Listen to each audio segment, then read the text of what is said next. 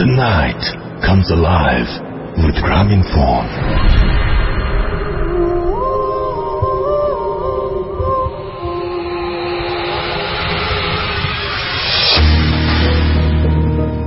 শুনছেন সবসময় রেডিও ফুর্তি 80 FM। আমি রাসেল আছির সাথে এবং ঘড়িতে সময় 11:59 শুরু হয়ে গেল ভূত এফএম এবং আপনাদের সবাইকে স্বাগত জানাচ্ছি আজকের ভূত এফএমে। কোন ঘটনায় চলে যাব এবং শুরুতেই 2018 থেকে আমরা যেভাবে শুরু করেছি, আমরা একটা ইমেইল দিয়ে আজকের এই এপিসোডটি শুরু করব এবং সেই ইমেইলটি আমি এখন আপনার জন্য পড়ে শোনাচ্ছি।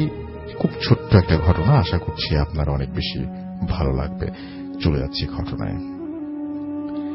যেভাবে লিখেছেন সেভাবেই পড়ছি। হ্যালো রাসেল ভাই, আশা করি ভালো আছেন। কিছু ব্যক্তিগত সমস্যার কারণে আমি আমার নাম প্রকাশ করতে চাচ্ছি না, তবে এটুকু বলি আমি পেশায় একজন ডাক্তার। স্টুডিওতে যে ঘটনা বলা আমার পক্ষে সম্ভব নয়, তাই ঘটনাটা পাঠিয়ে দিলাম। পছন্দ হলে দয়া করে পড়বেন। ঘটনাটা ঘটেছে 2015 সালে। তখন আমার নতুন বিয়ে হয়েছে, প্রেমের বিয়ে। আমি সদ্য পাশ করা ডাক্তার হওয়ায় তখনও চাকরি জীবন শুরু করিনি। আমার হাজবেন্ড খুব নাম করা একটি বেসরকারি কোম্পানির সিনিয়র স্পেশালিস্ট। ঘটনাটা যারা হাউসওয়াইফ আছেন, বাসায় একা থাকেন, তারা একটু মন দিয়ে শুনবেন। আমরা নিউলি ম্যারিড কাপল মিরপুরের একটা বাসা ভাড়া নিয়েছিলাম। এক্স্যাক্ট লোকেশন বললাম না। যাই হোক, বাসার বিবরণ দেই। 3 তলাতে থাকতাম। প্রথম দরজা দিয়ে ঢুকে ড্রয়িং রুম, তার পেছনে ডাইনিং এবং সবশেষে একদম পেছনে বেডরুম। বাসায় ওঠার পরদিনই ঘটনা ঘটেছে। যথারীতি আমার হাজবেন্ড অফিসে গেছেন সকালে। আমি তাকে বিদায় দিয়ে দরজা বন্ধ করে বেডরুমে এসে শুয়ে আছি। এভাবে কতক্ষণ শুয়েছিলাম মন নেই। দুপুর 2টায় আমার ঘুম ভেঙে যায়। আমি শুয়ে শুয়ে বুঝতে পারছি আমার ড্রয়িং রুম থেকে কেউ একজন আমার বেডরুমের দিকে আসছে এবং চিন্তা করতে করতেই দরজা দিয়ে একটা নীল শাড়ি পরা মহিলা আমার বেডরুমে ঢুকল এবং খাটের সামনে এসে দাঁড়িয়ে গেল। আমি দেখলাম সে সুতি শাড়ি পরেছে, কাজের মহিলা টাইপের চেহারা, এবং সবথেকে ভয়ঙ্কর জিনিস হলো এই মহিলা দাঁড়িয়েই আমার দিকে তাকিয়ে হাসা শুরু করলো। আমি যেহেতু পেশায় একজন ডেন্টিস্ট, তাই আমার চোখ তার দাঁতের ওপরে পড়েছে। আমি দেখলাম তার দাঁত একটু উঁচু এবং বড়, ডেন্টিস্টরা যেটাকে প্রোক্লাইন টিথ বলে থাকে। তো যাই হোক, আমি তাকে এই বিকট অবস্থায় দেখেই কোনো রকম দেরি না করে সাথে সাথে আয়াতুল কুরসি পড়া শুরু করলাম তার দিকে তাকিয়ে খাটে শুয়ে শুয়েই। আর এই সময়ে ওই মহিলা পুরো অদৃশ্য হয়ে গেল। আমি প্রায় সাথে সাথেই উঠে বাসায় তালা দিয়ে বের হয়ে গেলাম। রিলেটিভের বাসায় চলে গেলাম। কি পরিমাণ ভয় পেয়েছিলাম তা শুধু আমি জানি। একবার ভাবলাম কি আর করত, হয়তো আমাকে মেরে ফেলুক। আর কি করবে, বাসায় তো থাকতে হবে আমাকে একা। আমি আর আমার হাজবেন্ড সন্ধ্যায় একসাথে বাসায় ঢুকলাম। আমার হাজবেন্ড তাকে সব বললাম। সে জানে আমি একদম মিথ্যা বলি না। বাড়িওয়ালাকে আমরা দুজনেই বললাম। বাড়িওয়ালা বাড়িওয়ালি দুজনেই অস্বীকার করলেন এবং বললেন তাদের বাড়িতে কোনো প্রবলেম নাই। আমরা 2 মাসের অ্যাডভান্স টাকা দিয়ে দেওয়া সত্ত্বেও আর একদিনও থাকলাম না এবং নিজেদের আমরা সেই বাসাটা ছেড়ে চলে গেলাম, অন্য বাসায় শিফট করলাম। এখন আর কোনো প্রবলেম হয় না। ওই বাসার কি কাহিনী তা আমি আজও জানতে পারিনি, জানার চেষ্টাও করিনি। কিছু জিনিস না জানাই ভালো। আমি সবাইকে বলতে চাই, এই ধরনের প্রবলেম হলে একদম ওয়েট না করে যত তাড়াতাড়ি পারা যায় বাসা চেঞ্জ করে ফেলবেন। পিছনের কাহিনী নিয়ে ঘাটাঘাটি করতে যাবেন না, এতে বিপদ হবে। আরেকটা কথা, বারান্দা দিয়ে মানুষজন দেখা যায় এমন বাসা ভাড়া করবেন। এখন আল্লাহর রহমতে অনেক ভালো আছি। ভালো থাকবেন সবাই। অনেক কথা বলেছেন, অনেক বিষয়ে প্রকাশ করতে চেয়েছেন, যদিও নামটা প্রকাশ করেননি। এবং তিনি যেটা বললেন, সচরাচর আমরা শুনি যে সাদা কাপড় পরা মহিলা দেখা যায়, সাদা কাপড় পরা পুরুষ দেখা যায়। উনি দেখেছেন নীল শাড়ি পরা একটা মহিলাকে এবং তার চেহারা যে বর্ণনা, সেই বর্ণনা শুনে বোঝা যায় যে একটু অস্বাভাবিক এবং আর কোনো কিছু ঘটার চান্স না দিয়ে তারা খুব দ্রুত সেই বাসাটা ছেড়ে দিয়ে হয়তো ভালোই করেছেন। আপনিও আপনার বাসায় যদি এরকম কোনো ঘটনা থাকে, হঠাৎ করেই নিজে কোনো এক সময় হঠাৎ করে যদি এরকম কোনো কিছু দেখে ফেলেন জানাবেন আমাদের, এবং আমরা তার সমাধান দিতে পারবো না, কিন্তু সেই ঘটনাটি শেয়ার করতে পারবো সবার সাথে। যদি আমাদের শেয়ার করার ফলে কেউ শোনেন এবং কেউ আপনাকে সমাধান দিতে পারেন, সেটা আপনার জন্য হয়তো ভালোই হবে। চলে যাব পরের ঘটনায়, এবং আপনারা ভিডিওতে অলরেডি দেখেছেন যে আজকে আমাদের সঙ্গে আছেন আমাদের অতিথি হিসেবে আফনান ভাই। আমরা তার কাছে যাব এবং তার ঘটনা শুনে আসব। আফনান ভাই, আপনার ঘটনায় চাই। আসসালামু আলাইকুম লিসেনার্স, সবাইকে শুভেচ্ছা। এখন যে ঘটনাটি রাসেল ভাই শেয়ার করবে, ঘটনাটি এটা ফরিদপুর জেলার ঘটনা। ফরিদপুর জেলার রঘুনন্দনপুর নামক একটি জায়গা আছে, একটা গ্রাম আছে, মোটামুটি এটা ফরিদপুর সদরের মধ্যেই পড়ে। তো ওই জায়গায় একজন ইমাম এবং মুয়াজ্জিনের সঙ্গে ঘটে যাওয়া একটি ঘটনা আমি এখন বলবো। তো ঘটনাটি 1968 সালে। তো ওনারা ওই এলাকায় শ্যামসুন্দরপুর নামক আর একটা জায়গা আছে, যারা ওখানে ফরিদপুরের যারা বাসিন্দা তারা শ্যামসুন্দরপুর বেশ কিছু কারণে চেনেন। সেখানে বেশ ধর্মীয় কিছু প্রতিষ্ঠান রয়েছে, অনেকে সেখানে যান আর কি। তো ওই শ্যামসুন্দরপুর অনেক আগে থেকে ওখানে বেশ কিছু দরবার শরীফ ছিল, বাৎসরিক কিছু ওয়াজ মাহফিল হতো। কারণ এই শীতকাল যখন হয় স্বাভাবিকভাবে রাসূল ভাই ওই যেহেতু আবহাওয়াটা অনুকূলে থাকে, সাধারণত ওয়াজ মাহফিলগুলো আমাদের দেশে এই শীতকালেই বেশি হয়ে থাকে আর কি, এই যে এখন যে সিজনটা চলছে। তো এই শীতকালেই ওই সময়টা ছিল একটা বাৎসরিক ওয়াজ মাহফিল।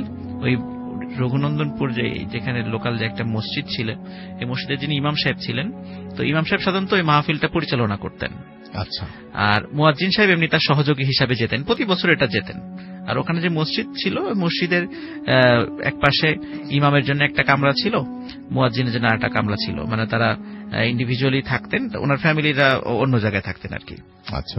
তো যেদিন ঘটনা আর কি, ওই দিন ওনারা মোটামুটি জোহরের নামাজ পড়েই ওই অঞ্চলে চলে যান, শ্যামসুন্দরপুর চলে যান, যাতে করে আগে থেকে মাহফিলের বন্দোবস্ত আগে থেকে করা যায়। তো মাহফিল শেষ করতে করতে প্রায় রাত ওই 68 সালে রাত প্রায় 1টা বেজে যায়। তো একটার সময় যখন ওনারা একসাথে দুজন ফিরছিলেন শ্যামসুন্দরপুর থেকে রঘুনন্দনপুর গ্রামে, ওখান থেকে দূরত্ব খুব বেশি না, কয়েক কিলোমিটারের দূরত্ব। তো রাসূল ভাই সাধারণত দেখা যাচ্ছে যে গ্রামে মানে রাত্রেবেলা যদি চলাফেরা করতে হয়, অনেক সময় রাত্রেবেলা কুকুর বা সামনে কোনো হিংস্র যদি কোনো কিছু চলে আসে, সাপ বা অন্য কিছু চলে আসে, সাধারণত সাথে একটা লাঠি নিয়ে একটু তাড়া করতে হয়, মানে সাহসের জন্য মানুষ সাথে একটু লাঠি রাখে আর কি। এটা এখনো আছে, এটা হয়তো আমরাও গ্রামে গেলে আমরাও সাথে একটা লাঠি টাঠির সাথে রাখি, যদি কুকুর টুকুর তাড়ানো যায় রাত্রেবেলা যদি সামনে আসে আর কি। তো ওনাদের হাতেও দুটো লাঠি ছিল, যাতে করে রাত্রেবেলা এই ধরনের কোনো অনাকাঙ্ক্ষিত পরিস্থিতি ওনারা এড়াতে পারেন। ওনারা যখন ফিরছিলেন রাসূল ভাই, তো ওই শ্যামসুন্দরপুর থেকে রঘুনন্দনপুর যাওয়ার পথে একটি জায়গা আছে, ওখানে একটা বড় বটগাছ আছে। তো এবং বটগাছের পাশেই মানে একটু দূরেই অনেক পুরাতন একটা কবরস্থান আছে। ওখানে এখন আর সেখানে কবর টবর ভাবে দেওয়া হয় না আর কি, অনেক পুরাতন কবরস্থান। তো ওনারা যখন ওখানে আসেন, তখন মুয়াজ্জিন সাহেব বলেন যে আমি একটু অনেক দূর হেঁটেছি, একটু বটগাছের নিচে একটু বিশ্রাম করতে চাই। তখন ইমাম সাহেব বলেন যে ঠিক আছে, যেহেতু দুইজন একসাথে আছে কোনো সমস্যা নাই। তো ওই বটগাছের নিচে ওনারা বসেন।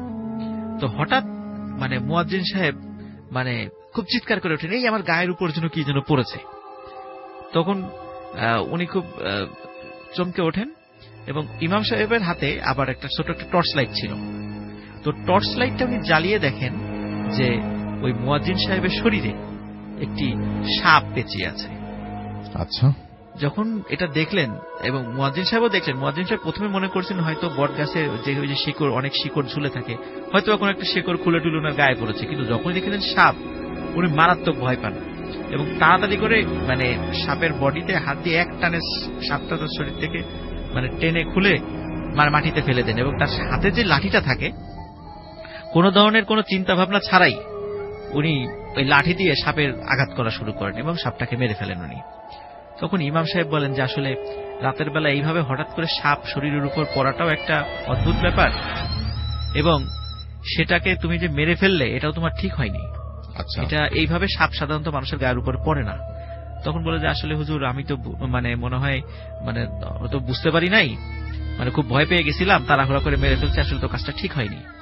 তো যাই হোক, ওনারা এই বিষয় নিয়ে আলোচনা করতে করতে বাসায় মানে মসজিদে চলে আসেন, যার রুমে চলে যান। তারপর রাসূল ভাই প্রথম ওই রাত এবং তার পরের রাত কোনো সমস্যা হয় না, একদম স্বাভাবিক। হঠাৎ তৃতীয় রাত্রে ইমাম সাহেবের দরজায় এই ঠিক রাত প্রায় 1টা-1:30টার দিকে কে যেন নক করছে। তখন ইমাম সাহেব দরজা খোলেন, দেখেন যে একটা অপরিচিত লোক দাঁড়িয়ে। তখন জিজ্ঞেস করেন যে কি ভাই, কি দরকার বলুন। বলে যে হুজুর, আমার তো একটা আপনাকে ইমিডিয়েট একটা জানাজায় যেতে হবে, পাশে একটা রাসূল ভাই পাশে একটা ঈদগাহ আছে, ওই মসজিদ থেকে যেতে 5 মিনিট কি 7 মিনিটের পথ আর কি, হেঁটে যেতে। তখন বলে যে তাই এত রাত্রে কেন, আপনারা তো একটু জানাজাটা সকালেও দিতে পারতেন।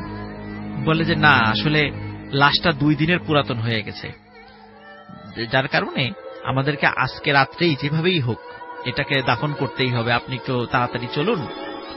তো রাসেল ভাই উনি তখন মুয়াজ্জিনকে আবার ডেকে তোলেন, কারণ একা যেতে উনি রাত্রেবেলা ভয় পাচ্ছিলেন, কারণ লোকটাকে উনি আবার চেনেন না। গ্রামে অন্য সবার, কারণ গ্রাম অঞ্চলে তো রাসেল ভাই সবাই সবাইকে মোটামুটি চেনে।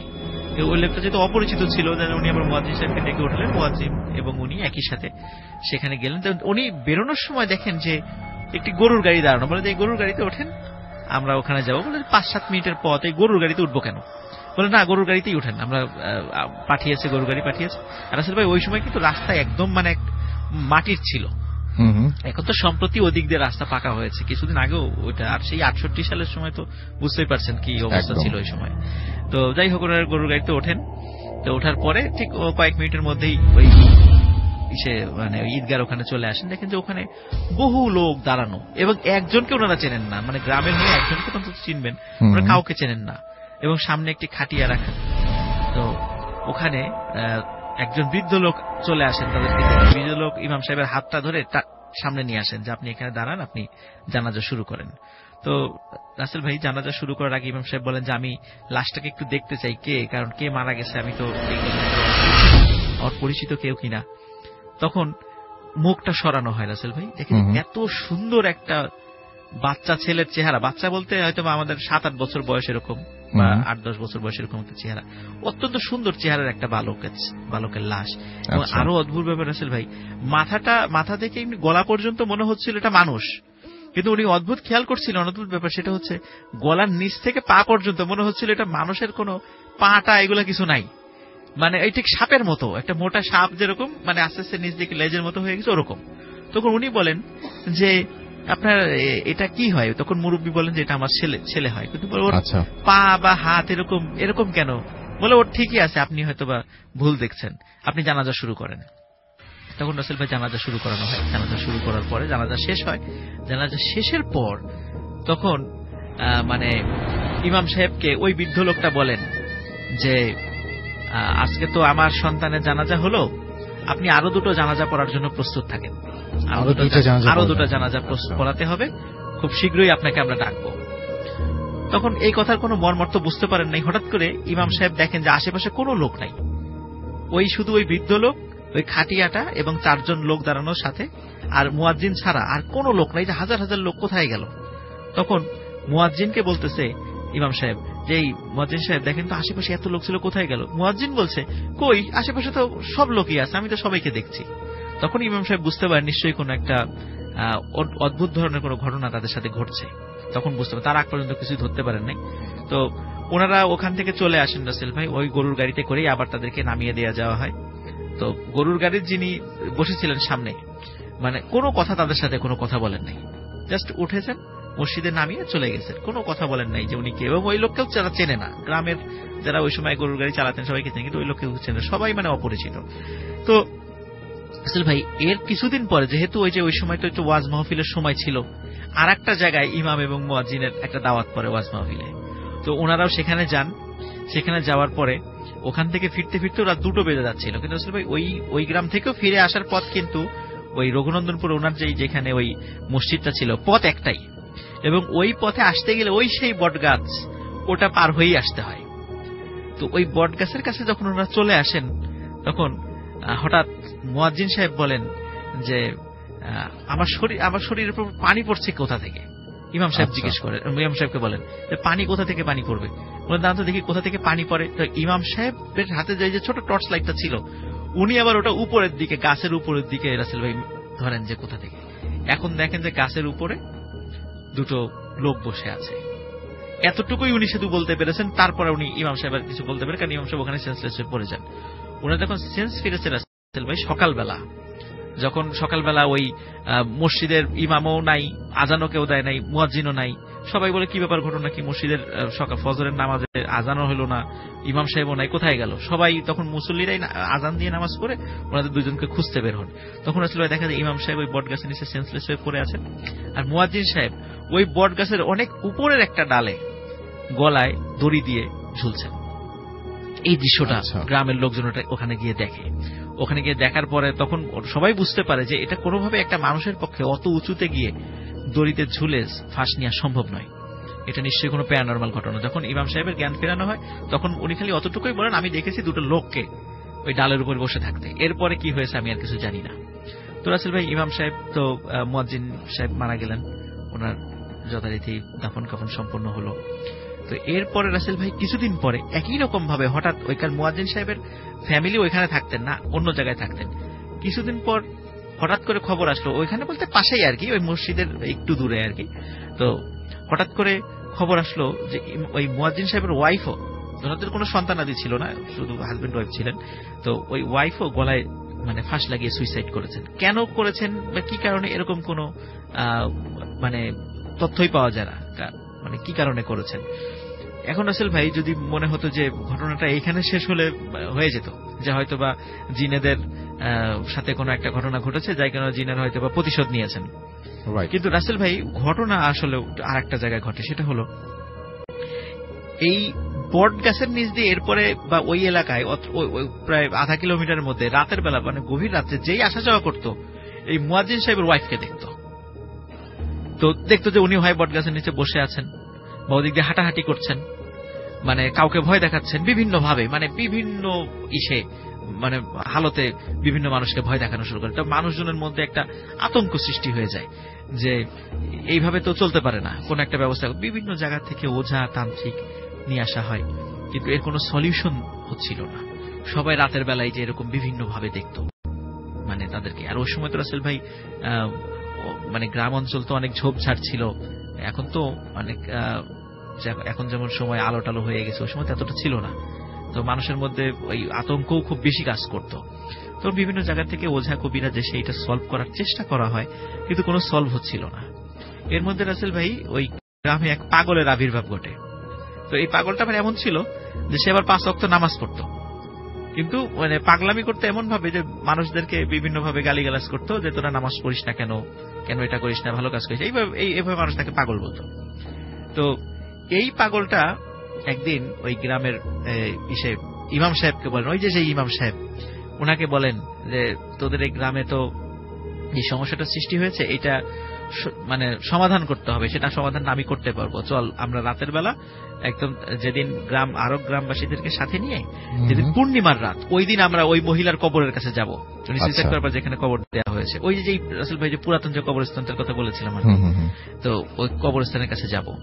তো কবরস্থানের কাছে যাওয়া হয়, তখন উনি নির্দেশ দেন কবরটা খুঁড়তে, পুনরায় কবরটা যাতে খোঁড়া হয়। তো কবরটা রাসেল ভাই সবার সামনেই উপস্থিত, অনেকের সামনে সেটা খোলা হয়, যারা ওখানে উপস্থিত ছিলেন সবার সামনে ওটা খোঁড়া হয়। খোঁড়ার পরে তো রাসেল ভাই দেখা যাচ্ছে যে মাত্র যদিও 10-15 দিন হয়ে গেছে লাশের আর কি, এর ভিতরে এই ধরনের এত সব ঘটনা ঘটেছে, কিন্তু 10-15 দিনের মধ্যে মানে লাশটা মানে বিভৎস ধারণ করেছে। এবং ওই যে ফেসটা মানে এমনিতে তো 10-15 দিনের লাশ তো কেমন হতে পারে আমরা জানি, কিন্তু তারপরেও মানে খুব মারাত্মক মানে ভয়ঙ্কর দেখা যাচ্ছিল তার চেহারাটা, ওই মহিলার চেহারাটা। তো এখানে অদ্ভুত ব্যাপার রাসেল ভাই, মানে সাধারণত মহিলাদের যখন মানে কাফন পরানো হয়, আমাদের পুরুষদের কাফন থেকে ওনাদেরকে কিন্তু কাপড় একটু বেশি থাকে, তার মাথায় বা শরীরে আর কয়েকটা জায়গায় কাপড় দেওয়া হয়। দেখা গেল ওনার কাফনে কয়েকটা কাপড় নাই। আচ্ছা, মনে হচ্ছে কেউ যেন চুরি করে নিয়ে গেছে বা নাই বা দেয়াই হয় নাই এরকম। তখন ওই পাগল বলেন যে এই মহিলার কবর দেওয়ার পরে, যেহেতু উনি সুইসাইড করেছিলেন, এই কবর দেওয়ার পর এনার একটা কোন একজন তান্ত্রিক বা কবিরাজ এনার কবর খুঁড়ে এনার কাফনের একটা কাপড় নিয়েছেন, এবং ওই কাফনের কাপড় দিয়ে সাধারণত ব্ল্যাক ম্যাজিক গুলো করা হয়। এবং এটা রাসেল ভাই কিন্তু অনেকে এটা জানেন যে এই কাপড়গুলোর উপর যদি বান মারা হয়, মানে এটা দিয়ে যদি বান মারার কাজে লাগে, এটা কিন্তু 100% কাজে লেগে যায়। এবং এই ঘটনা আমারও জানা আছে, এই বিষয়গুলো। সাধারণত যারা কবিরাজেরা এই কাপড়গুলো সংগ্রহ করেন, তারা সুইসাইড করেছেন, এনাদের কাফনের কাপড়গুলো সংগ্রহ করেন। তো যার কারণে ওই মহিলার কবরের সাথে এই ঘটনা ঘটে যাওয়ার কারণে এই অদ্ভুত কিছু ঘটনা মানে ওনার এলাকায় ঘটছিল। তখন উনি বলেন যে আপনারা দ্রুত আর একটা কাপড় নিয়ে আসেন, কাফনের কাপড়ই পারেন, আর যেই কাপড়ই পারেন সাদা কাপড় নিয়ে আসেন। তখন রাসেল ভাই স্বাভাবিকভাবে উনার শরীরের যেই কাপড়টা ছিল না, তো সেটা ওটা দিয়ে দেয়া হয় এবং আবার কবরটা ঢেকে দেয়া হয়। তারপর রাসেল ভাই আর কোনো ঘটনা ওই এলাকায় ঘটেনি। তবে ওই এলাকায় যে একটা মাদ্রাসা ছিল, মাদ্রাসার বড় হুজুর একদিন ইমাম সাহেবকে বলেন যে এলাকায় খুব ছোট্ট মানে 7-8 বছর একটা ছেলে পড়তো, নাম হলো ফারুক। এই ফারুককে মানে অমুক দিন থেকে আর আমরা খুঁজে পাচ্ছি না, ও যে কোথায় গেল তাও আমরা জানি না। তখন ফারুকের চেহারার বর্ণনা যখন রাসেল ভাই শোনেন ইমাম সাহেব, তখন বুঝতে পারেন আসলে এই ফারুককেই সেই মুয়াজ্জিন সাহেব ওই ভুল করে সাপ ভেবে পিটিয়ে মেরে ফেলেছিলেন। এবং ওটা ছিল আসলে জিনেদের একটা সন্তান ছিল আর কি। তো জিনেরা প্রতিশোধ হিসাবে রাসেল ভাই ওই দুইজনকে হত্যা করে। কিন্তু ওই মহিলার হত্যার পরে ওনার যে মানে কাফনের কাপড়টা নিয়ে যাওয়া হয়, এরপরে এই যে ভয়ঙ্কর ধরনের ঘটনাগুলো এলাকায় ঘটে এবং সেটা পরবর্তীতে সমাধানও হয়ে যায় রাসেল ভাই। এই ছিল আমার ফার্স্ট ঘটনা। থ্যাংক ইউ সো মাচ আপনার প্রথম ঘটনার জন্য, আপনাকে অনেক ধন্যবাদ। তো যাই হোক, যারা এই পর্যন্ত আমার সঙ্গে আছেন আপনাদের সবাইকে ধন্যবাদ। চলে যাব আরো একটা ঘটনা, এবং সেই ঘটনাটি অবশ্যই ইমেইল পড়ব এবং আশা করছি এই ইমেইলটা আপনার ভালো লাগবে। যেভাবে লিখেছেন আমি সেভাবেই পড়ার চেষ্টা করছি। আসসালামু আলাইকুম, আমি একজন আর্ট টিচার, আমার নাম পল্লবী, আমি এখন ময়মনসিংহে থাকি। রাসেল, প্রথমে তোমাকে থ্যাঙ্কস জানাই একটি ব্যতিক্রম অনুষ্ঠান প্রচার করার জন্য। আমার ছেলে মেয়েরা তোমার অনুষ্ঠানের অনেক ভক্ত, তাদের রিকোয়েস্টে গল্পটি পাঠালাম, ভালো লাগলে শোনাবে আশা করি। আমার বয়স এখন 45 বছর। গল্পটি আমার দাদির বাবার বাড়ির। আমি তখন 10 কি 12 বছর। তখন আমি দাদার বাড়ি যাই। বাড়ি ছিল দেওয়ানগঞ্জে। এখন যাতায়াত অনেক ইজি, কিন্তু পাকিস্তান আমলে এমন ছিল না। তখন মূলত আমি বাড়িটি সম্পর্কে শুনেছি। আমি দাদির বাবা ছিলেন একজন পাকিস্তান আমলের অনেক নাম করা মাওলানা। আমার দাদি যখন 10 বছর, তখন দাদির বাবা এই বাড়িটি কেনেন। সেই বাড়িটি এবং এই বাড়িটিতে জিন আছে বলে কেউ কিনতে চাইত না, কারণ এই বাড়ির মালিক যিনি ছিলেন জিন বন্ধ করে কাজ করতেন। মালিক ছিলেন একজন কবিরাজ। তিনি জিন দিয়ে ডিফারেন্ট ওষুধ, অসুখ বিসুখ, ব্ল্যাক ম্যাজিক এই সমস্ত মানুষকে করতেন এবং মানুষকে বিভিন্ন সমস্যা থেকে তিনি বাঁচাতেন। তিনি কখনো মানুষের বাসায় দিনের বেলায় যেতেন না, অলওয়েজ গভীর রাতে যেতেন। তিনি একটি পালকি ব্যবহার করতেন যার বেয়ারা ছিল জিন। এজন্য রাতের বেলা যারা দেখত সবাই শুধু ভাসমান একটা পালকি ছাড়া আর কিছুই দেখত না। তিনি অনেক মানুষের হেল্প করায় অনেক পরিচিতি লাভ করেছিলেন। এভাবে চলতে চলতে যখন তার বয়স বেড়ে যায়, তিনি একদিন ওনার স্ত্রীকে বলেছিলেন, জিনগুলোকে অনেক দিন হয়েছে বন্ধ করে রেখেছি, এখন তাদের ছেড়ে দিতে হবে, কারণ জিনগুলো বেয়ারা হয়ে যাচ্ছে। সেদিন রাতে তারা পালকি নিয়ে যাওয়ার সময় এমনভাবে বিকট সাউন্ড করছিল যে আমার ভয় লাগছিল। এর কয়েকদিন পর তিনি এক রাতে রোগী দেখতে বের হন, কিন্তু পরদিন সকালে ওনাকে অনেক বিভৎস অবস্থায় পালকির ভেতরে লাশ অবস্থায় পাওয়া যায়। আর এরপর থেকে কবিরাজের ফ্যামিলির সমস্যা শুরু হতে থাকে। ওনার দুজন ছেলে ছিল, কিন্তু ছেলে দুজন কোথাও বের হতে পারত না। সারাক্ষণ তাদের মুখ, মাথার আশেপাশে অনেক কালারের আলো খেলা করত এবং এই সমস্ত খেলা করতেই থাকতো। ইভেন একা থাকলে ছেলেগুলোকে মারধর করত ওরা পর্যন্ত। ওনার ফ্যামিলি আর মহিলারা প্রায়ই ভয় পেত। দেখা যেত মাছ আনতে গেছে এবং মাছটা নাই হয়ে গেছে। কিছু রান্না করলে পাতিল উল্টো করে ফেলে দিত। মানুষ আকৃতির শ্যাডো তাদের আশেপাশে সব সময় থাকত। ছেলেরা ওইসব জিনদের কাছে অনেক রিকোয়েস্ট করে যেন তাদেরকে টর্চার না করা হয়। একটা টাইমে ছেলেগুলো পাগল হয়ে মারা যায়, আর কবিরাজের বাকি ফ্যামিলির লোকজন বাড়ি ছেড়ে চলে যায়। এর কয়দিন পর আমার দাদির বাবা এই জিনের বাড়িটি কেনেন। আমার দাদির বাবা ফার্স্ট জিনগুলোকে ছেড়ে দেয়, কিন্তু সব জিন চলে গেলেও একজন জিন থেকে যায়। জিনের বাড়ির গল্প এখানে শেষ হলে সেই থেকে যারা জিন নিয়ে আরো অনেক কাহিনী হয়ে যায়, এবং যদি পছন্দ হয় এক এক করে সবগুলো ঘটনা আমি পাঠাবো। আমার তো মনে হয় যে গল্পের শুরুটা হয়ে আমরা বাকিটুকু জন্য এত বেশি উদ্গ্রীব হয়ে থাকলাম যে আপনি বাকি ঘটনাগুলো যদি না পাঠান তাহলে আমরা খুব কষ্টই পাবো। সুতরাং খুব আগ্রহ নিয়ে অপেক্ষা করব আপনার ঘটনার বাকি অংশের জন্য, এবং আশা করছি সেটা আপনি খুব দ্রুতই আমাদের কাছে পাঠিয়ে দেবেন। ওয়েলকাম ব্যাক, শুনছেন সবসময় রেডিও 48 FM। আমি রাসেলের সাথে আমার সাথে রয়েছে মাসুম ভাই, এবং আজকের অতিথিরা আপনাদের সবাইকে আরো একবার স্বাগত জানাচ্ছি ভূত FM। এবং এই মুহূর্তে আরো একজন অতিথি আছেন আমার সঙ্গে, যে তার ঘটনা আপনাদেরকে শোনাবেন। আপনার নামটা প্লিজ একটু বলবেন, তারপর আপনার ঘটনায় যাব। হ্যালো লিসনার্স, আমি হাসিব মিরপুর থেকে। তো আমি এখন যে ঘটনাটা শেয়ার করব সেটা একটা ইংরেজি মাধ্যমে পড়ুয়া ছাত্রীর সাথে ঘটে যাওয়া ঘটনা। ঘটনাটি তার মা আমার সাথে শেয়ার করে, তো আমি সেভাবে শেয়ার করছি। রাসেল ভাই, আমি সরাসরি ঘটনায় চলে যাচ্ছি। তো মেয়েটি যখন তার মেয়েটির একমাত্র বাবা মার বড় মেয়ে ছিল, তো মেয়েটির দাদির সবচেয়ে প্রিয় নাতি ছিল আর কি। তো মেয়েটি সারাদিন দাদির সাথেই থাকতো, দাদি তাকে লালন পালন বেশি করতো, যেহেতু বাবা মা বেশি ব্যস্ত থাকতো। তো সাডেনলি মেয়েটির দাদি একদিন আর কি যে কোনো কারণে মারা যায়। তো মারা যাওয়ার পর আসলে সে এক প্রকার মারা যাওয়াটা নিতে পারে না, প্রচন্ড পরিমাণে শকড হয়ে যায়। তো তারপরে তার দাদির লাশের কাছে বসে কাঁদতেছে, তো সবাই কান্নাকাটি করতেছে। তো দাদি যখন জীবিত অবস্থায় থাকতো, তো দাদির মাথার পাকা চুল বাঁচতো, অনেক কিছু করতো, খুব আদর করতো, জিনিসগুলো মনে পড়তেছিল। তো এক প্রকার কাকতালীয় ভাবে হোক বা যে কোনো কারণে, ইন্টেনশনালি বা আনইন্টেনশনালি, ওর দাদির মাথা থেকে কিছু পাকা চুল ছিঁড়ে সেটা নিজের কাছে রেখে দেয়। সেটার ফ্যামিলির কেউ জানে না, নিজের কাছে রেখে দেয়। তো এক প্রকার স্মৃতিস্বরূপই রেখে দেয়। তো তারপর তার দাদির লাশটার দাফন কাফন সম্পন্ন হয়।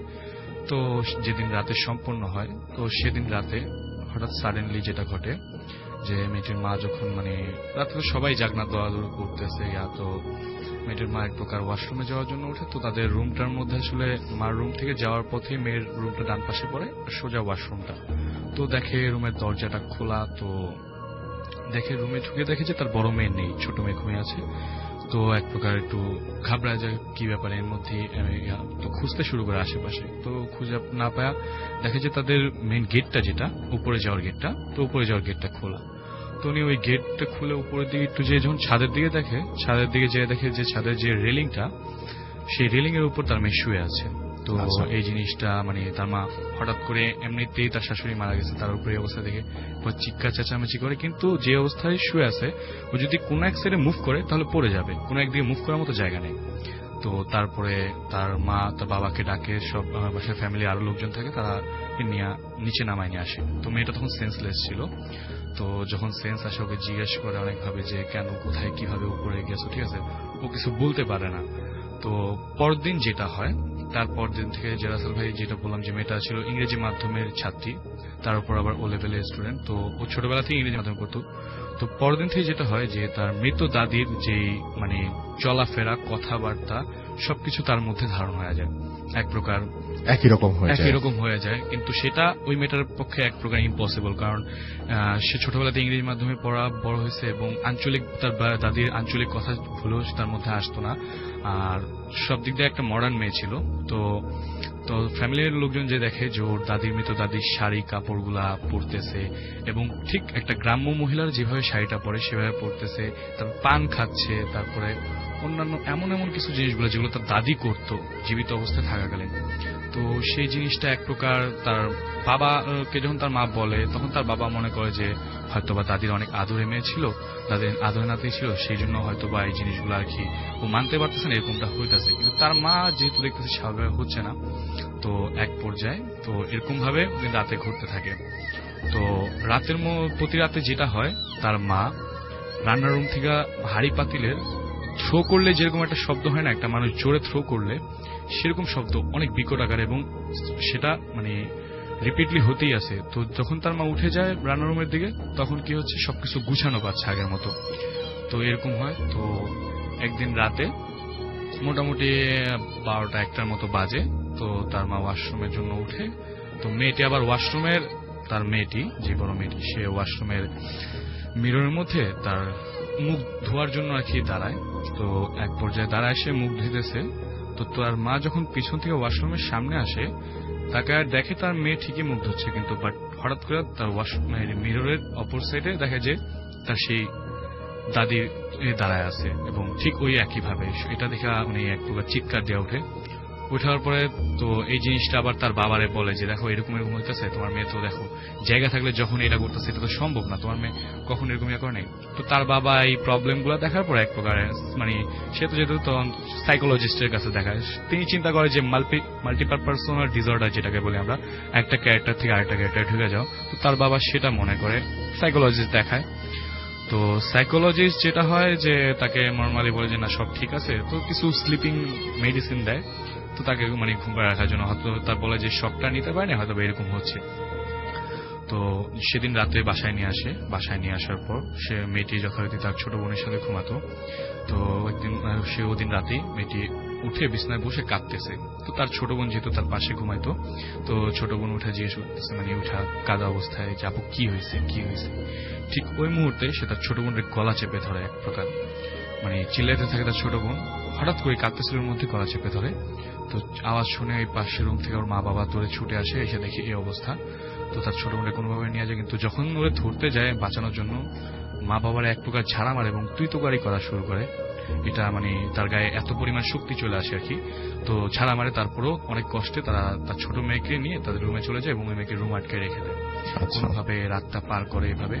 তো তারপর তার মা তার বাবার সাথে অনেক এই ব্যাপারে অনেক ছেলে থাকে যে তুমি বলতেছো এই কথা, কিন্তু এই জিনিসগুলো তো স্বাভাবিক না, দেখো কি ঘটতেছে। মেয়ের চলাফেরা এক প্রকার, যে মেয়ে আমার ঠিক আছে অন্য থানায়, সেই মেয়ে এখন এইভাবে চলতেছে, সে মার শাড়িগুলা পরতেছে, এগুলো কিভাবে, যেটা তোমার মেয়ে পারে না, যে শাড়ি পরতে পারে না, ওইভাবে কিভাবে পরতেছে।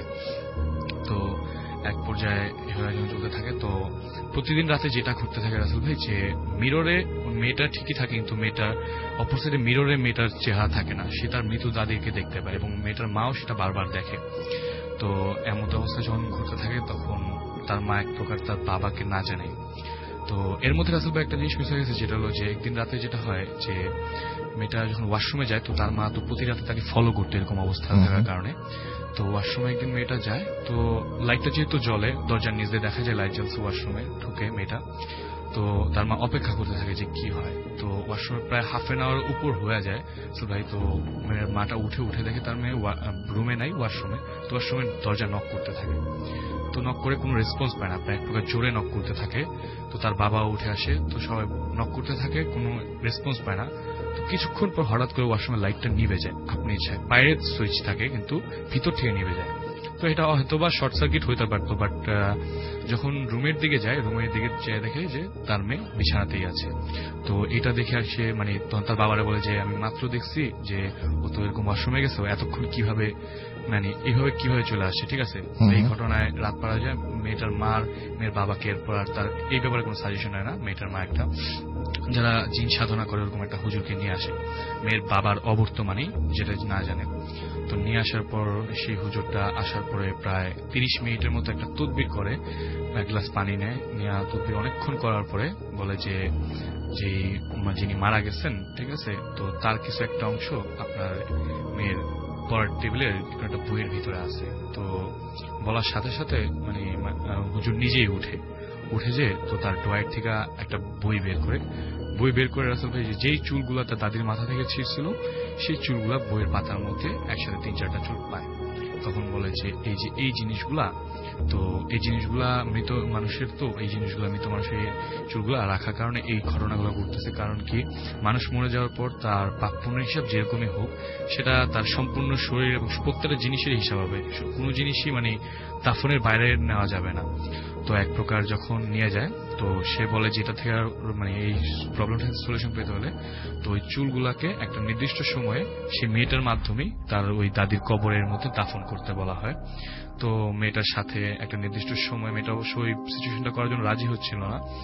তো মেয়েটা থেকে তারা তার ফ্যামিলি সবাই মিলে একসাথে তো একদিন রাতের বেলা সেই জিনিসগুলোকে দাফন করতে পাঠায়। যে আফনান ভাই যেটা বলছিল যে আপনার লাশের কাপড়টা সরে নেওয়া যাওয়া বা এরকম, তো আমি আবার ওই হুজুরের সাথে পরে কথা বলি যে জিনিসের কারণটা কি। তখন বললো যে দেখেন মৃত মানুষের চুল, নখ, দাঁত, তারপর কাফনের কাপড় এগুলা সম্ভবত যখন কবর থেকে দাফন করার পর বের করে ফেলা হয় ওগুলা এক প্রকার ওই জিনিসটা যতক্ষণ পর্যন্ত আপনি ইয়া না করবেন এটার এক্সিস্টেন্স ঘটতেই থাকে এবং এটা এক প্রকার মৃত্যুও ঘটাতে পারে। তো লিসনারদের উদ্দেশ্যে বলতে চাই যে এই জিনিসটা আসলে নিষিদ্ধ জিনিসের প্রতি মানুষের একটু আকাঙ্ক্ষা বেশি। তো কখনোই কোনো মৃত মানুষের কোনো জিনিস যাতে এইভাবে কখনো না করা হয় তার জন্য অনুরোধ করবো। ধন্যবাদ রাসেল ভাই, এই ছিল আমার ঘটনা। Thank you so much. আমরা আর কোনো কিছুতে না যে আবার পরবর্তীতে আফনান ভাইয়ের ঘটনাটা চলে যাই এবং তারপরে আবারও ফিরে আসবো আপনাদের কাছে। আশা করছি যে পুরোটা সময় আমার সঙ্গে থাকবেন। আফনান ভাই, আপনার সেকেন্ড ঘটনাটা শুনি। আসসালামু আলাইকুম লিসেনার্স, ধন্যবাদ রাসেল ভাই আমাকে আবার সুযোগ দেওয়ার জন্য। রাসেল ভাই, এখন যে ঘটনাটি বলবো এটা আমাদের রাজবাড়িরই ঘটনা। রাজবাড়ির বরাট নামক একটা ইউনিয়ন রয়েছে। আচ্ছা। ওই ইউনিয়নেরই অন্তারমন নামক একটা জায়গা আছে। তো ওই জায়গাতে বর্তমান যে অবস্থা, ঘটনাটি যখন ঘটেছিল সেটা 1984 সালের ঘটনা। তো ওই সময়ে ওই পাশটাতে, বিশেষ করে ওটার পূর্ব দিকে মানে বিশাল একটা চরের মতো জায়গা ছিল। বিশেষ করে 2004 সালে একটা বড় ধরনের ওখানে বন্যা হয় এবং নদী ভাঙন এবং বাঁধও ওখানে ভেঙে গেছিল। এই জন্য ওইটার এখন আর ওইভাবে ওইটার কোনো অস্তিত্ব ওখানে দেখা যায় না। আর রাসেল ভাই, ওই সময় দেখা যেত যে ওই চর অঞ্চলগুলোতে মানে সর্বহারা পার্টির খুব ব্যাপক মানে দৌরাত্ম্য ছিল ওই সময়। মানে বিশেষ করে কিছু এই ধরনের কিছুই ছিল আর কি। তো যার কারণে মানে অত্যন্ত মানে দুর্গম এলাকা হওয়ার কারণে স্বাভাবিকভাবে যোগাযোগ থেকে বিচ্ছিন্ন ছিল। আর রাজবাড়ী তখন সদ্য জেলা হয়েছে, 1983 সালে ফরিদপুর ভেঙে সদ্য জেলা হয়েছে। এই জন্য আমাদের ওই সময়ের মানে প্রশাসনিক কাঠামো বা বেশ অতটা গুছিয়ে ওঠে নাই তখনও। অনেক কিছু ক্ষেত্রে আমাদের ফরিদপুরের উপর তখনও বেশ কিছু একটা নির্ভরশীলতা ছিল ওই সময় বেশ কিছু প্রশাসনিক কাজের জন্য। তো রাসেল ভাই, ওই সময়ে ওই অঞ্চলে যেহেতু মানে আইন শৃঙ্খলা রক্ষাকারী বাহিনী বা ওদের খুব একটা আনাগোনা ছিল না, এই জন্য অনেক বিষয় আমরা জানি না আর কি ওখানকার। তো যাই হোক, তো ওখানে রাসেল ভাই একজন মহিলা, উনি ওনার হাজবেন্ডের সাথে রাগারাগি করে মানে প্রথমে ওনার 2 বাচ্চাকে মানে বিষ খাওয়ায় এবং পরবর্তীতে নিজেও উনি মানে সুইসাইড করে গলায় ফাঁস লাগিয়ে। তো এখন যেহেতু মানে এটা পুলিশ কেস, তো প্রথমে একদিনের মধ্যে কোনো মানে পুলিশ আসে নাই আর কি, কারণ আমি তো আগে প্রথম বললাম দুর্গম এলাকা আর কি। তারপরে একদিন পরে পুলিশ এসেছে। এমনিতেই মানে সময়টা ছিল গরমকাল, লাশের অবস্থাও মানে খুব একটা খারাপ পর্যায়ে চলে যাচ্ছিল। তখন দ্রুত আবার সেই লাশটাকে নিয়ে যাওয়া হয় রাজবাড়ী সদরে। তো সেখান থেকে পোস্টমর্টেম করার পরে আবার সব মিলিয়ে রাসেল ভাই প্রায় 3 দিন, মৃত্যুর পরে 3 দিন সময় চলে যায়। তো স্বাভাবিকভাবে কিন্তু 3 দিন হয়ে যাওয়া ওই গরমকালে এটা তো আসলে লাশে পচন ধরে যায়। তো যাই হোক, তাড়াতাড়ি করে এনে রাসেল ভাই ওটা দাফন করা হয়। তো পারিবারিক কলহের কারণেই উনি মারা গেছিলেন আর কি। তো রাসেল ভাই যখন নিয়ে আসা হয়, তখন নিয়ে আসার সময়টা ছিল রাতের বেলা। রাতের বেলা উনি যে ভ্যানওয়ালা, আসলে গল্পটা একজন ভ্যানওয়ালাকে কেন্দ্র করে। তো উনি অতটা টের পান নাই, কারণ সাধারণত দেখা যায় ওই রকম অ্যাক্সিডেন্টের মৃত্যু হলে ওই এলাকায় হাইওয়েতে তো ওনাকে ডেকে নিয়ে যেত ওই এলাকায়। বিশেষ করে উনি একটু সাহসী লোক ছিলেন, তো উনি এগুলো টানতেন। অনেকে কিন্তু রাসেল ভাই যে ভ্যানে এই ডেড বডি গুলো টানতে চায় না, তো ভয় পায় বা বিভিন্ন কারণে অনেকে দেখা যাচ্ছে ওই ভ্যানে পরবর্তীতে যাত্রীরা উঠতে চায় না। এই বিভিন্ন কারণে মানে অনেকেই এটা করতে চায় না, বাট উনি এটা করতেন আর কি। তো অনেকদিন থেকে এইভাবে আনা নেওয়া করে, ওনার কোনো সমস্যা হয় না। কিন্তু রাসেল ভাই এই যে যখন ওই 2টো বাচ্চা এবং ডেড বডি, ওই মহিলা ডেড বডি মানে ওই বাচ্চাদের মায়ের ডেড বডি উনি নিয়ে আসেন, প্রথম মানে 1-2 দিন কোনো প্রবলেম হতো না। রাসেল ভাই এরপর একটা সমস্যা ঘটতে থাকে ওনার সাথে। সেটা হচ্ছে উনি সারাদিন যখন ওই ভ্যান নিয়ে মানুষ মানে যাত্রী আনা নেওয়া করতেন তেমন কোনো সমস্যা হতো না।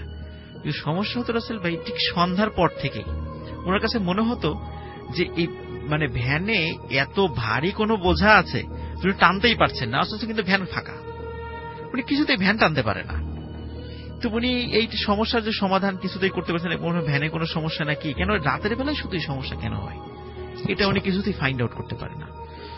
তো এরপরে রাসেল ভাই যখন উনি একদিন রাতের বেলা, তখন ওই দিন কোনো যাত্রী পান নাই, কারণ ওই সময় ওই যে গরমকাল ছিল, আবার বৃষ্টিও একদিন নামছিল, এর জন্য কোনো সন্ধ্যার পরে কোনো যাত্রী ছিল না। উনি তাড়াতাড়ি, আর ওই সময় তো ওই অঞ্চল তো মানে বিশেষ করে চরাঞ্চলের কাছাকাছি, যেহেতু অত্যন্ত মানে প্রত্যন্ত এলাকা ছিল ওই সময়। এখন একটু উন্নত হয়েছে, ওইসব প্রত্যন্ত এলাকা ছিল, এই জন্য সন্ধ্যার পর লোক এমনিতেও পাওয়া যায় না। উনি একা একাই ওনার বাড়ির দিকে ভ্যান নিয়ে চলে যাচ্ছিলেন। তো যাওয়ার সময় রাসেল ভাই হঠাৎ ওই একই রকম ভাবে মানে হঠাৎ কি মনে হলো যে ওনার ভ্যানটা আবার ভারী হয়ে গেছে। তখন উনি মানে বুঝতে পারছেন না যে আসলে কি হচ্ছে ওনার সাথে। তো উনি মানে দোয়া দুরুদ পড়তে থাকেন। পড়ার একটা পর্যায়ে হঠাৎ উনি খেয়াল করেন যে ওই যে রাসেল ভাই দুটো বাচ্চা, যে ডেড বডি, যে দুটো বাচ্চা মানে কিছুদিন আগেই তার মায়ের সাথে উনি নিয়ে আসছিলেন, ওই দুটো বাচ্চা ওনার ভ্যানের পিছনে বসে আছে। আচ্ছা। তো এটা দেখার সাথে সাথে কিন্তু রাসেল ভাই উনি যত সাহসী লোক হোক না কেন, উনি যখন এটা দেখেন উনি মানে প্রচন্ড রকমের এক চিৎকার দিয়ে ভ্যান রেখে ওখান থেকে দৌড়ে চলে যান, এবং একটু দূরে গিয়েই একটা মানে বাড়ির সামনে গিয়ে সেন্সলেস হয়ে পড়ে যান। বাড়ির লোকজন বের হওয়ার পরে তার জ্ঞান ফেরানোর পরে বলে কি ঘটেছে, তখন উনি ওটা বলেন আর কি। এটা বলার পরে রাসেল ভাই মানে প্রথম কথা হলো যে এই ঘটনা যখন জানাজানি হয়ে যায়, ওনার রাতের বেলায় ওনার ভ্যানে যে এইরকম লোক দেখা যায়, দিনের বেলা ওনার ভ্যানের লোক ওঠা বন্ধ করে দিল। আচ্ছা। মানে এতে করে উনি মারাত্মক ভাবে ওনার জীবিকার একটা আর্থিক দুর্দশা উনি পড়ে গেলেন। সিদ্ধান্ত নিলেন উনি ভ্যান এটা রাখবেন না, ভ্যান উনি ওইটা অন্য গ্রামে নিয়ে বিক্রি করে দিবেন। তো এরকম সিদ্ধান্ত নেই, কিন্তু রাসেল ভাই ভ্যান উনি কোথাও বিক্রি করতে পারতেছেন। এই কথাটা এমন ভাবে জানাজানি হয়ে গেছিল যে এই ভ্যানে উনি লাশ টানতেন, এবং সম্প্রতি এরকম একটা ঘটনা ঘটছে, উনি ওই ভ্যানও কোথাও বিক্রি করতে পারেন। এই জন্য বাধ্য হয়ে ওনাকে ওই ভ্যানই চালাতে হতো, যতটুকু ইনকাম হতো ওটা নিয়ে চালাতে হতো। তো রাসেল ভাই একদিন রাতের বেলা, সাধারণত দেখা যেত যে রাসেল ভাই যারা জানে না তারাই ওনার ভ্যানে উঠতো, যারা জানতো ওনারা কখনো ওনার ভ্যানে উঠতো না। তো ওনারা মনে হতো যে ওই ভ্যানে ওঠার পরে যারা বাড়িতে গেছে কোনো না কোনো তারা একটু অসুস্থ হয়ে গেছে, মানে অসুস্থ বোধ করতো, যার কারণে এটা মানে রোমার ছড়িয়ে গেছিল আর কি ওই এলাকায়, অত্র অঞ্চলে এই ভ্যানে উঠলেই সমস্যা হয়। তো রাসেল ভাই রাতের বেলা উনি আবারও একদিন ফিরছিলেন, তখন হঠাৎ উনি দেখলেন যে না, এবার আর ভ্যানে নয়, এবার মনে হচ্ছিল ওই দুটো বাচ্চা ওই রাস্তার দুধারে যে গাছগুলো আছে, একটা গাছ থেকে উনি ভ্যান নিয়ে এগিয়ে যাচ্ছেন, একটা গাছ থেকে আর একটি গাছে ওরা লাফিয়ে লাফিয়ে যাচ্ছিল। তো এই দৃশ্য উনি দেখেন, কিন্তু মানে এইবার একটু সাহস সঞ্চয় করেন। উনি চিন্তা করলেন যে না, আমার এইভাবে ভয় পেলে চলবে না, আমাকে একটু সাহস সঞ্চয় করতে হবে। কিন্তু তারপর রাসেল ভাই কতক্ষণ, যখন বারবার মানে এরকম দেখছে যে পাশ থেকে ওনার কাছে আসছে না, কিন্তু গাছে মানে লাফিয়ে লাফিয়ে যাচ্ছে, একটি পর্যায়ে আবার উনি সেন্সলেস হয়ে পড়ে যান। তারপর গ্রামবাসী পরবর্তী সকালবেলা ওনাকে উদ্ধার করে। তো রাসেল ভাই এই ঘটনাটা এখানে ঘটে মানে যদি হতো এই পর্যায়ে তাহলে তো একটা ভালো হতো, কিন্তু আরো একটা পর্যায়ে যায়, সেটা হচ্ছে আসলে ওনার ওই ভ্যানালার ওনার ফ্যামিলি ছিল। আচ্ছা। ওনার বাচ্চা ছিল, একটা সন্তান ছিল। তো ওই সময় গরমকাল ছিল যেহেতু, মানে এটা কিন্তু মাত্র কয়েক মাসের মধ্যে ঘটনা ঘটেছে আর কি।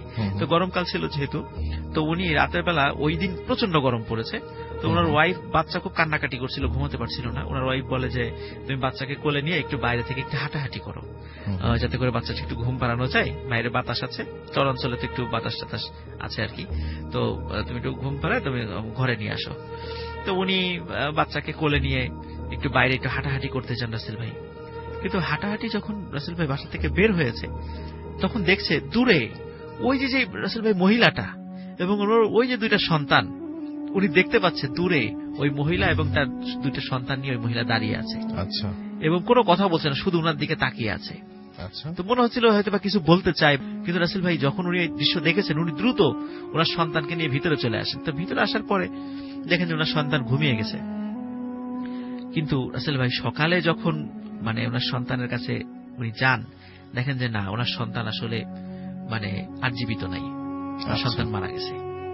কিভাবে যে মারা গেল, তবে এতটুকু রাসেল ভাই মানে এটা জানা গেছিল যে ওনার সন্তানের ঘাড়ের পেছনের দিকে মানে 2 আঙ্গুলের একটা ছাপ পাওয়া গেছিল, খুব মানে গভীর ভাবে মনে হচ্ছিল ঘাড়ের পিছনে কেউ 2 আঙ্গুল দিয়ে মানে ঘাড়টা মটকে দিয়েছে। কিন্তু এটা যে কিভাবে দিয়েছে তার মাও বুঝতে পারেন নাই, এবং এটা যে কিভাবে হলো তাও বুঝতে পারেন নাই। এখন রাসেল ভাই যখন এই ঘটনা ওনার সাথে প্রথমে ঘটলো রাসেল ভাই, ওনার ফ্যামিলির লোক মারা গেল।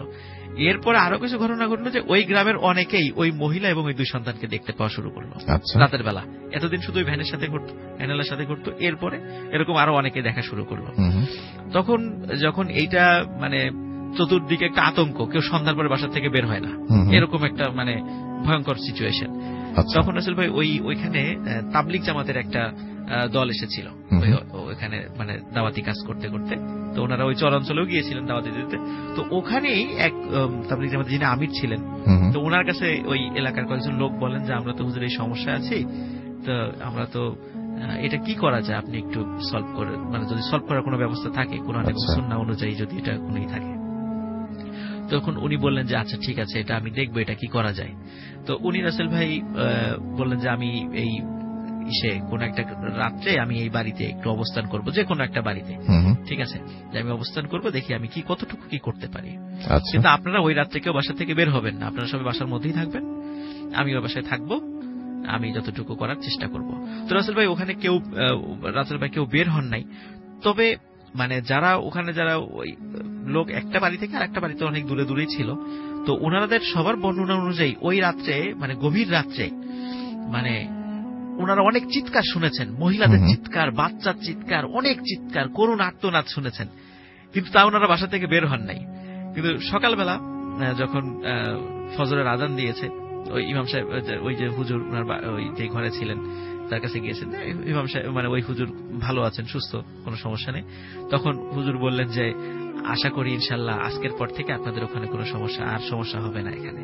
তো ওই ঘটনার পর থেকে কিন্তু ওই গ্রামে স্টিল নাও, যদিও এখন ওই গ্রামটা এখন আর নাই, কিন্তু যতদিন ছিল 2004 সাল পর্যন্ত আর কখনো এই মহিলা বা তার বাচ্চা বা এই টাইপের কোন ভৌতিক মানে এমন কোন ঘটনা যেটা দেখলে মানুষ ভয় পেয়ে মারা যেতে পারে, এরকম কোন ঘটনা ঘটে নাই বললেই চলে। তো ওনার তাবলিগ জামাত থেকে এসেছিলেন, তারপর চলে যান। কিন্তু ওই সময় তো আসলে মোবাইল টোবাইল ছিল না, উনি যে কে ছিলেন বা উনি কি আসলে মানুষ ছিলেন নাকি অন্য কিছু ছিলেন বা কিছু ছিলেন, এটা কিন্তু রাসেল ভাই কেউ জানে না, কারণ ওই সময় তো আসলে পরিচয় সংরক্ষণ করার মতো অত টেনশনও কারো মাথায় আসে নাই। তো যার কারণে যিনি এই সমস্যার সমাধানটা করেছিলেন, আমরা তার পরিচয়টা আর কখনো জানতে পারিনি। তবে এই গল্পটা ওখানে অনেক প্রচলিত আছে, যারা ওখানে অনেকেরই মুখে মুখে এই ঘটনাটা হয়তো বা অনেকেই যারা শুনছেন হয়তো বা এই ঘটনাটার সাথে অনেকেই আজকে মানে নতুন করে শুনলেন আর কি এফএম এর মাধ্যমে। থ্যাংক ইউ রাসেল ভাই, এটি ছিল দ্বিতীয় ঘটনা। থ্যাংক ইউ সো মাচ আপনার জন্য, আপনাকে অনেক, আপনার ঘটনার জন্য আপনাকে অনেক ধন্যবাদ। আমরা একটা ছোট্ট বিরতিতে যাব এবং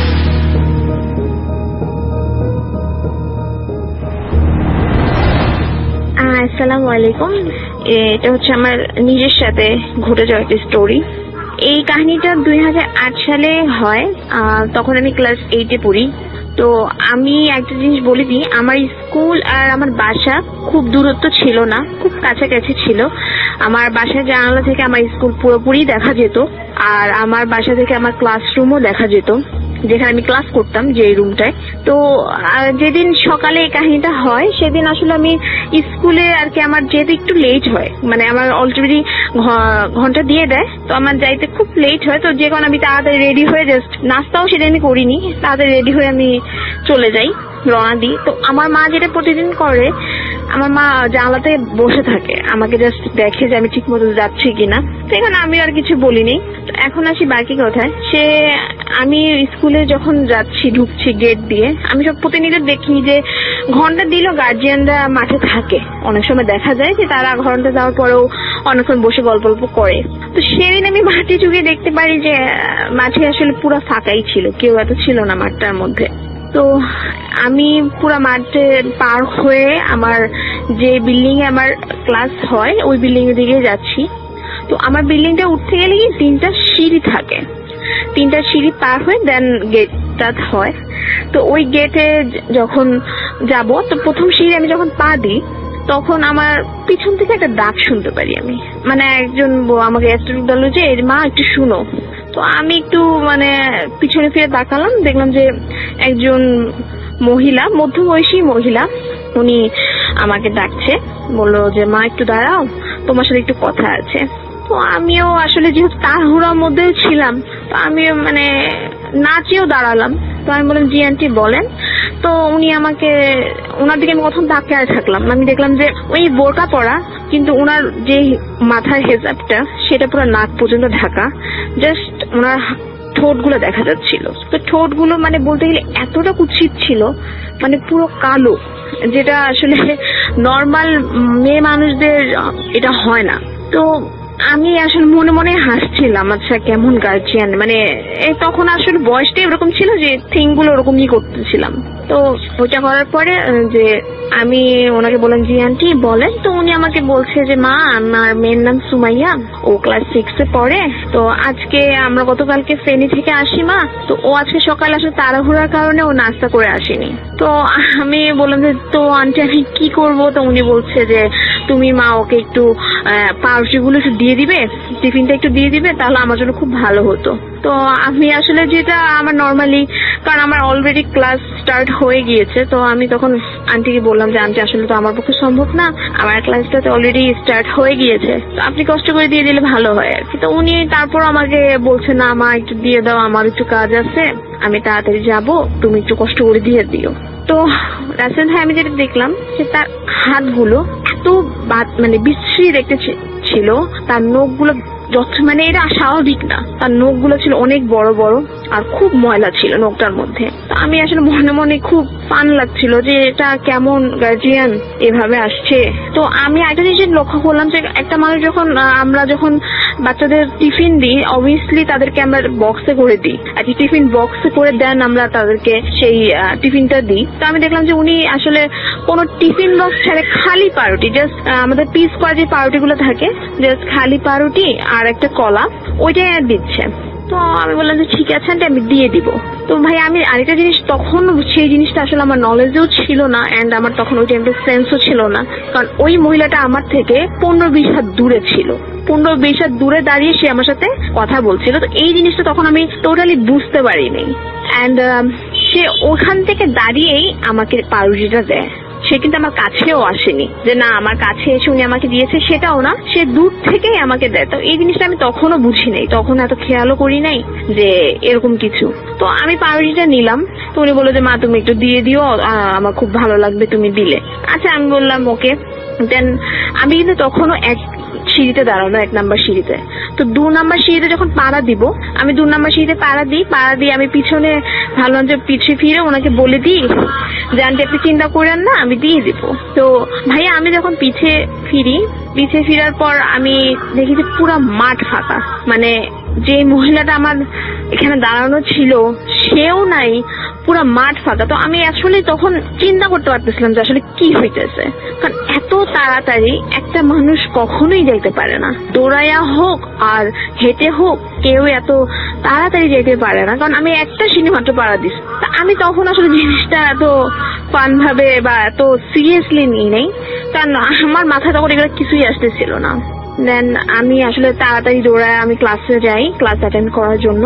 তো এদিক দিয়ে কিন্তু আমার মা অলরেডি জানলা দিয়ে তাকায় আছে, কারণ সে বুঝতেছিল, কারণ আমার গেটটা আমার বাসা থেকে দেখা যায় না, জাস্ট আমার ক্লাসরুমটা দেখা যেত, কারণ গেটটা ছিল উল্টো পাশে, তো যে কারণে গেটটা দেখা যেত না। তা আমার মাও একটু মানে জানলা থেকে মানে বুঝাচ্ছে কি ব্যাপার এত দেরি কেন, তুমি তো ঢুকলা আমি দেখলাম, তারপর ওখানে আর কি হইলো এটা আমার মা বুঝে নাই। তো আমি তাড়াতাড়ি এত কথা না বাড়া আমার ক্লাস স্টার্টে গেলাম। তো আমার ম্যামও বললো কি ব্যাপার এত দেরি কেন। তো আমি জাস্ট মানে কথাটা এড়াই গেলাম যে ম্যাম কিছু না, এমনি লেট হয়েছে। তো আমাদের যখন টিফিন পিরিয়ড, তো ওই টাইমে আমি এই ব্যাপারটা আমার একটা ফ্রেন্ডকে শেয়ার করি যে এরকম এরকম। তো ওকে কিন্তু আমি ভাইয়া এইসব জিনিস বলি নাই যে মহিলাটা তো দূরে ছিল বা দূর থেকে আমাকে এরকম বসছে, এগুলো কিছু শেয়ার করি নাই। আমি জাস্ট বলছি এরকম এরকম একটা আন্টি আমাকে এরকম দিছে, ওনার মেয়ে নাকি আসছে এরকম, ও ক্লাস 6 পড়ে, তো চল আমরা গিয়ে মেয়েটাকে খুঁজি। তো আমার ফ্রেন্ডও বললো যে ঠিক আছে তাহলে চল যাই। তো গেলাম, কারণ আমিও আমিও কিন্তু নাস্তা না করেই আসছি বাসা থেকে। তো গেলাম পুরা স্কুলে, আমি ক্লাস 6 গেলাম। ক্লাস 6 গিয়ে আমরা আর কি বলছি যে এরকম এরকম সুমাইয়া নামে কেউ আছে। তো অনেকেই বললো যে না এই নামে তো কেউ নাই। তো আমাদের শাখা ছিল 2টা, তা আমি পরের শাখাতে আউট চিন্তা করলাম যেহেতু এই শাখাতে নাই তাহলে হয়তো বা পরের শাখাতে আছে। তো পরের শাখাতে গিয়েও দেখলাম যে নেই, মেয়েটাকে পাওয়া যাচ্ছে না।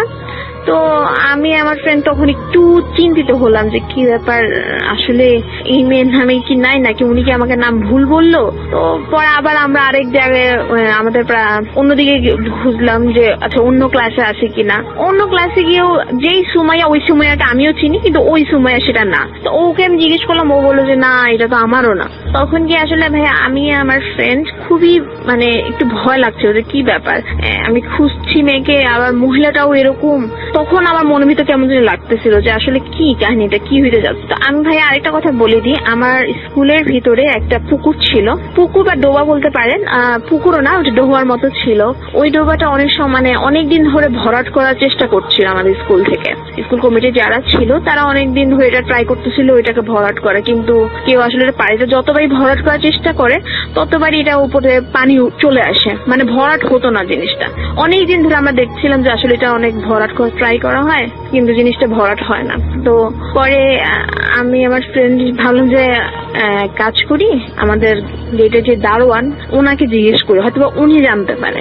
আর আমি এটাও যে হয়তো জিজ্ঞেস করবো যে কোনো মহিলাকে আপনি সকালে আসতে দেখছেন কিনা। তো এটা আমি চিন্তা করলাম যে ওনাকে এই টাইমে এটা জিজ্ঞেস করে দিব।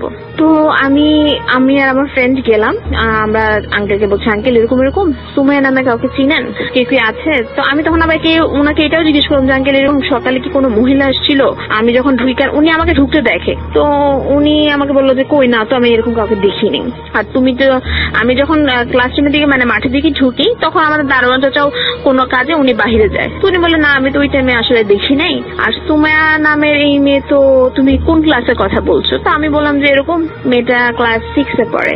তো 6-এ পড়া আমি আসলে ওই প্রশ্নের উত্তরটা শোনার জন্য আসলে প্রস্তুত ছিলাম না ভাইয়া।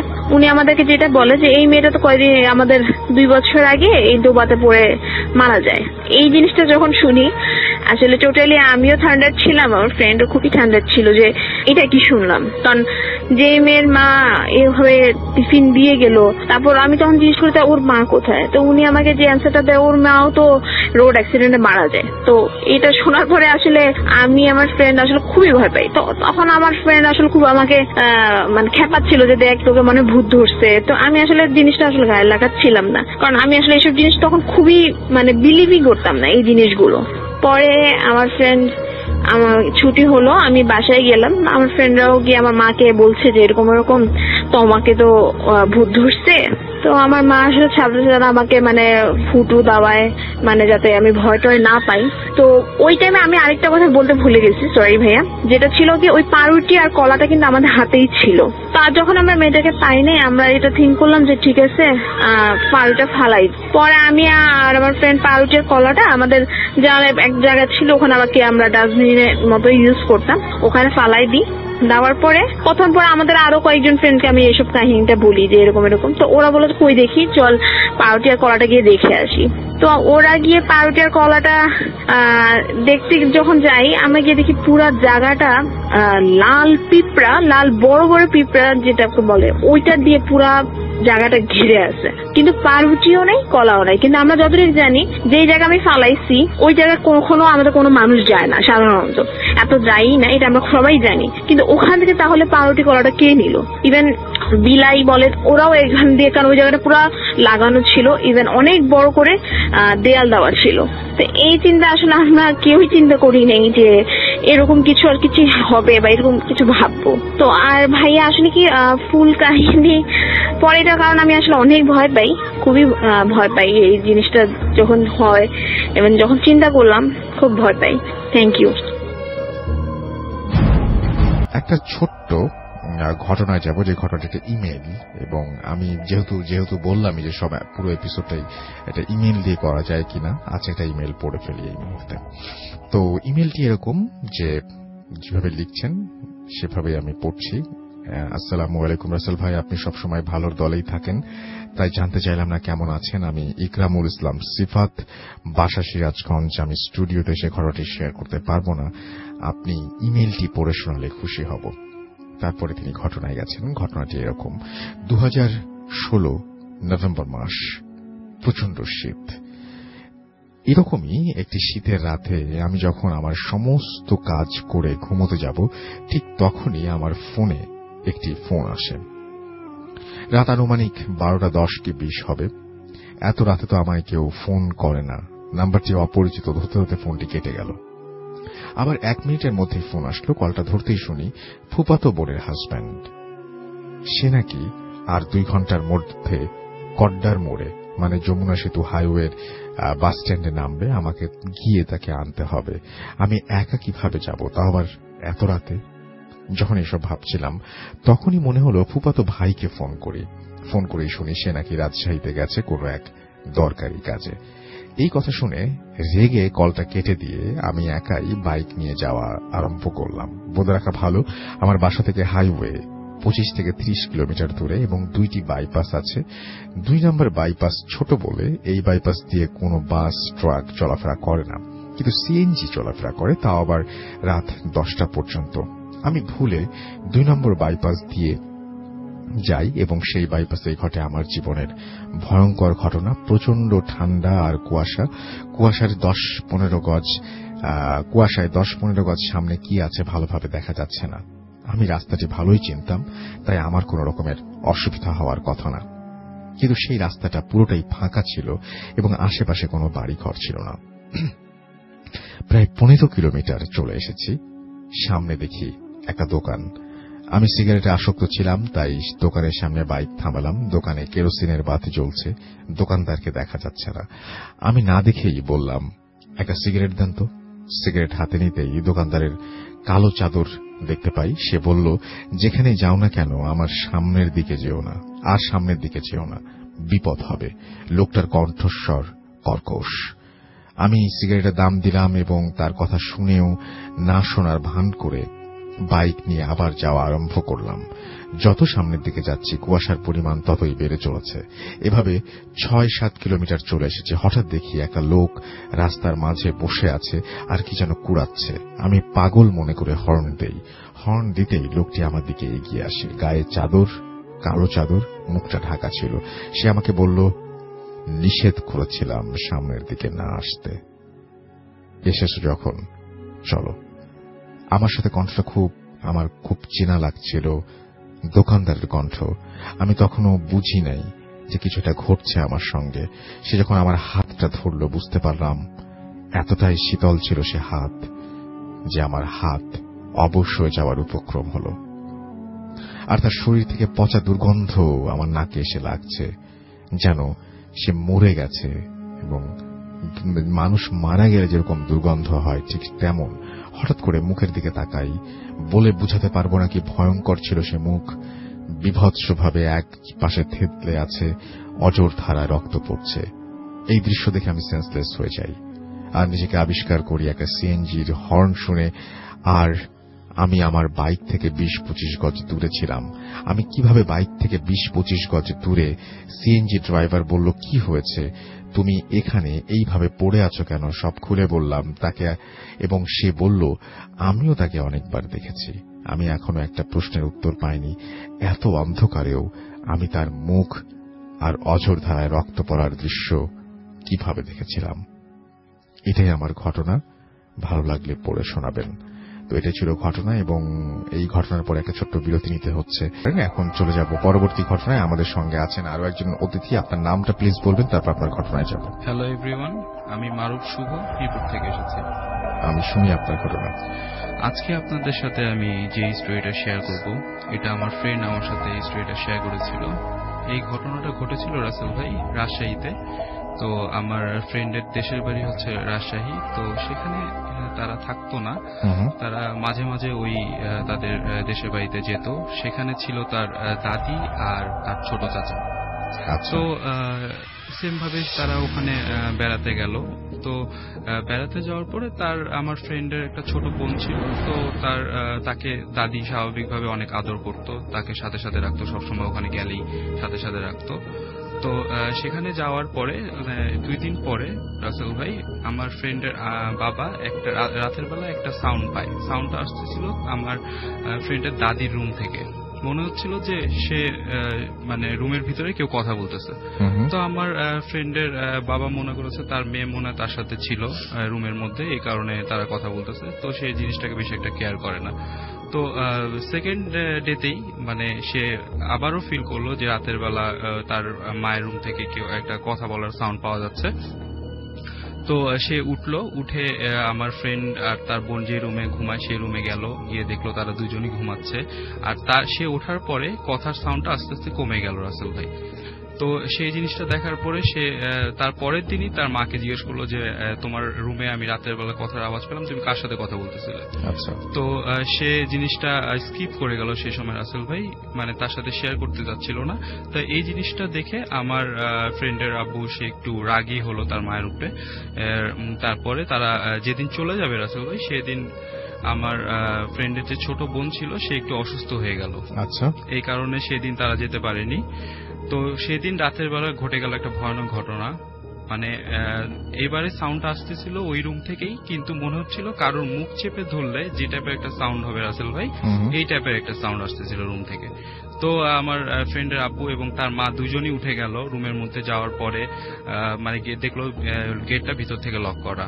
তো তারা চাবি দিয়ে গেটটা খুলে দেখলো একটা ভয়ানক দৃশ্য। সে দেখলো তার মায়ের মুখ একটা ছোট বাচ্চা মেয়ে চেপে ধরে রয়েছে, আর সেই বাচ্চা মেয়ের চেহারাটা সেম তার মায়ের মতো। আচ্ছা, এই জিনিসটা দেখার পরে রাসেল ভাই আমার ফ্রেন্ডের যে মা, সে সাথে সাথে ওই জায়গায় সেন্সলেস হয়ে যায়। আর সেই জিনিসটা তাদেরকে দেখে বিড়ালের মতো করে রাসেল ভাই জানালা দিয়ে বিড়াল যেভাবে বের হয়ে যায় সেম ওইভাবে করে বের হয়ে চলে গেল। আচ্ছা, মানে জাম্প করে চলে গেল। হ্যাঁ, তারপরে আমার ফ্রেন্ডের আব্বা তার ছোট ভাইকে ডাকলো। তারপরে তার মায়ের অবস্থা অনেক খারাপ হয়ে গিয়েছিল রাসেল ভাই। তাকে পানি খাওয়ালো, কিন্তু তার সেন্স ছিল না। মানে তাকে পানি দিল মুখের মধ্যে, তার সেন্স ছিল না। তারপরের দিন সকালবেলা ডাক্তার এনে দেখানো হলো। তারপর তার সেন্স বিকালের দিকে ফিরে আসলো। তার সেন্স আসার পরে সেই ব্যাপারটা পুরো ঘটনাটা পুরো ফ্যামিলির সাথে শেয়ার করলো। সে বলল যে এই ঘটনাটা তার সাথে রেগুলার হচ্ছে এবং সে একা একা থাকে। এই কারণে মানে ফার্স্টে এই জিনিসটাকে সে ওয়াশরুমের গেটের সামনে একদিন দেখেছিল, তারপরে থেকে জিনিসটা তার আশেপাশেই থাকে এবং তারা এতদিন ধরে এখানে আছে এবং তার নাতনিকে সে আদর করছে। এই জিনিসটা সে মেনে নিতে পারছিল না। এই কারণে সে মানে সেদিন মানে তার উপরে এইভাবে অ্যাটাক করে। আর তারা যদি ওই দিন ওই ফ্ল্যাটে না থাকতো তাহলে মনে হয় আজকে সে বেঁচে থাকতো না আর কি রাসেল ভাই। তারপরে ওই ফ্ল্যাটটাকে হুজুর দিয়ে ওখানে মিলাদ পড়ানো হয়। তারপরে মিলাদ পড়ানোর পরে আমার ফ্রেন্ডের দাদিকে তারা ঢাকায় নিয়ে চলে আসে। মানে সে এখন সুস্থ হয়ে আছে রাসেল ভাই। এই ছিল আমার ঘটনা রাসেল ভাই। Thank you very much. অনেক ধন্যবাদ আপনাকে আপনার ঘটনার জন্য এবং আশা করছি যে আপনাদের সবার এই ঘটনাটি ভালো লেগেছে। এবং এখন চলে যাব পরবর্তী ঘটনায়। আপনার নামটা প্লিজ একটু বলবেন, তারপর আপনার ঘটনায় যাব। আসসালামু আলাইকুম লিসেনার্স, আমি সোহান, এসেছি ঢাকার বাড্ডাবাড়ি থেকে, বর্তমানে গুলশান কলেজে পড়ছি। তো সরাসরি আমি আমার ঘটনায় চলে যাচ্ছি। ঘটনাটা আমার ফ্রেন্ডের কাছ থেকে নেয়। এটা হচ্ছে ঢাকা মেডিকেলের একটি ঘটনা। তো আমার ফ্রেন্ড তার মা অসুস্থ থাকার কারণে ঢাকা মেডিকেলে তাকে থাকতে হয় তার মায়ের সাথে। তো একদিন মধ্যরাতে তার মায়ের ওষুধ আনার জন্য ইমিডিয়েটলি তাকে নিচে যেতে হবে। তো ও চিন্তা করলো লিফট ব্যবহার করা উচিত। তো ও লিফটের ওখানে গিয়ে লিফটের বাটনে বারবার ক্লিক করছে। এমন অবস্থায় তার পাশ থেকে একজন লোক এসে বলল, প্লিজ এই কাজটা করবেন না, আপনি এই লিফটে যাবেন না, কারণ এটা জীবিত মানুষদের জন্য নয়, এই লিফটটা মৃত মানুষদের জন্য। এই কথাটা বলে লোকটা ওখান থেকে আস্তে করে চলে গেল। আর সে কিছুটা মানে কৌতূহল হলো যে বিষয়টা মানে কিরকম। তো বিষয়টা আমলে না নিয়ে সে ওই লিফটেই উঠলো। লিফটে ওঠার পর লিফটের দরজাটা বন্ধ হলো, সাথে সাথেই আবার দরজাটা খুলে গেল। সে দেখতে পেল তার বরাবর লিফটের বাইরে একজন লোক একটা স্ট্রেচারে একটা লাশ নিয়ে দাঁড়িয়ে আছে। তো যথারীতি লোকটা ভিতরে ঢুকলো লাশ নিয়ে। তো লিফটটা আবার চলতে শুরু করলো, নিচের দিকে যেতে শুরু করলো। আর এমত অবস্থায় লিফটের ভেতর প্রচন্ড বাতাস, আর বাতাসের সময় ওই লাশের মুখ থেকে কাপড়টা সরে যায়। আর ও দেখতে পায় এই লাশটা মানে আর কারোরই না, কিছুক্ষণ আগে যে লোকটা তাকে বলেছিল যে এই লিফটে উঠবেন না, এটা মৃত মানুষদের জন্য, এটা সেই লোকটারই লাশ ছিল। এটা দেখার পর সে জাস্ট চোখটা বন্ধ করে আল্লাহর নাম নিতে থাকে, যা দোয়া দূর পারে পড়তে থাকে। একটা পর্যায়ে লিফট নিচে আসলে সে লিফট থেকে দৌড়ে ছুটে চলে যায়। তারপর সিকিউরিটি গার্ডকে বললে সিকিউরিটি গার্ড বিষয়টা বলে যে এখানে অনেক অদ্ভুত কিছুই হয়। আর মানে ঢাকা মেডিকেলে এরকম হয়েই থাকে সচরাচর, আপনার সাথে আরো খারাপ কিছু হতে পারত। তো আজও ও এই প্রশ্নের উত্তরটা খুঁজে পায় না যে 1.5 থেকে 2 মিনিটের মধ্যে তার সাথে কি হলো, লোকটা তাকে এসে বলল আর ওই লোকটাই লাশ হয়ে ফিরল। তো এই ছিল ভাই আমার ঘটনা। Thank you so much. Thank you আপনার ঘটনার জন্য, আপনাকে অনেক ধন্যবাদ। আমরা এখন একটা অডিও ক্লিপ না, আমরা সরাসরি একটা ইমেইলে চলে যেতে পারি। আরো একটা ইমেল শুনবো, এবং সেই ইমেলটি পাঠিয়েছেন আমাদের একজন লিসেনার, যেভাবে লিখেছেন ফারহানুর রহমান। আমি সেভাবেই পড়ছি। রাসেল ভাই সালাম নেবেন, কেমন আছেন তা বললাম না, কারণ আমি জানি আপনি সব সময় ভালোর দলে। কিছু কারণবশত আমি স্টুডিওতে এসে ঘটনা শেয়ার করতে পারলাম না, সেজন্য আমি দুঃখিত। ঘটনাটি পড়ে শোনালে খুশি হব। আমি ভূত এফএমের একজন নিয়মিত লিসেনার। আমি ফারহানুর রহমান রবিন, বাড়ি নাটোর জেলা লালপুর উপজেলায়, পেশায় একজন সংবাদকর্মী। উপজেলা প্রতিনিধি হিসেবে কাজ করায় এলাকায় আমার ভালোই নাম ডাক আছে, সবাই সাংবাদিক রবিন বললেই চেনে। সেই কারণে অনেকের কাছে আসে বিভিন্ন কারণে আমার কাছে। এলাকায় কোনো দুর্ঘটনা বা ঘটনা ঘটলে আমি সবার আগে জানতে পারি। সেরকমই একটি ঘটনা আজ আপনাদের সাথে শেয়ার করব। আজ থেকে গত 1 সপ্তাহ আগে রাত্রি 8:30 আমি আমার এলাকার এক সাপ্তাহিক পত্রিকা অফিসে, আমি আর আমার এক বড় ভাই বসেছিলাম। একটি লোক আসলো অফিসে, এসে বলল, ভাই আমাদের ওখানে একটি লাশ পাওয়া গেছে, আপনারা আমার সাথে চলেন, আমি আপনাদের নিতে এসেছি। বড় ভাইয়ের কথায়, বড় ভাইয়ের কোথাও কাজ থাকার কারণে তিনি যেতে পারলেন না। আমি ক্যামেরাটা নিয়ে তার সাথে মোটরসাইকেলের পেছনে বসে রওনা দিলাম। প্রায় 1 ঘন্টা যাওয়ার পথে থামলাম এক মাঠের ভেতরে। আমি বললাম, ভাই লাশ কোথায়? আর পুলিশ কাউকে দেখছি না। আমি তাকে বললাম, কে আপনি? এখানে তো কিচ্ছুই নেই, কে আপনি আমাকে এখানে কেন নিয়ে আসলেন? জবাবে তিনি আমায় বললেন, ভয় পাবেন না, আমার নাম সোহেল, আমি আপনাকে এখানে কাজেই নিয়ে এসেছি, এমনিতে নিয়ে আসিনি। ওপরের দিকে তাকান। আমি দেখলাম উপরের দিকে একটা বৈদ্যুতিক তার আছে, ওখানে একটি কারেন্টের খুঁটিও আছে, তার সাথে একটি মানুষ ঝুলন্ত অবস্থায় নড়াচড়া করছে না, দূর থেকে মনে হচ্ছে মারা গেছে। ক্যামেরা বের করলাম ছবি উঠাবার জন্য, কিন্তু ক্যামেরাটা অন হচ্ছিল না। মনে করলাম হয়তো চার্জ নেই। পকেট থেকে মোবাইল বের করে দেখি একই অবস্থা, অন অফ করছি, আবার অফ হচ্ছে।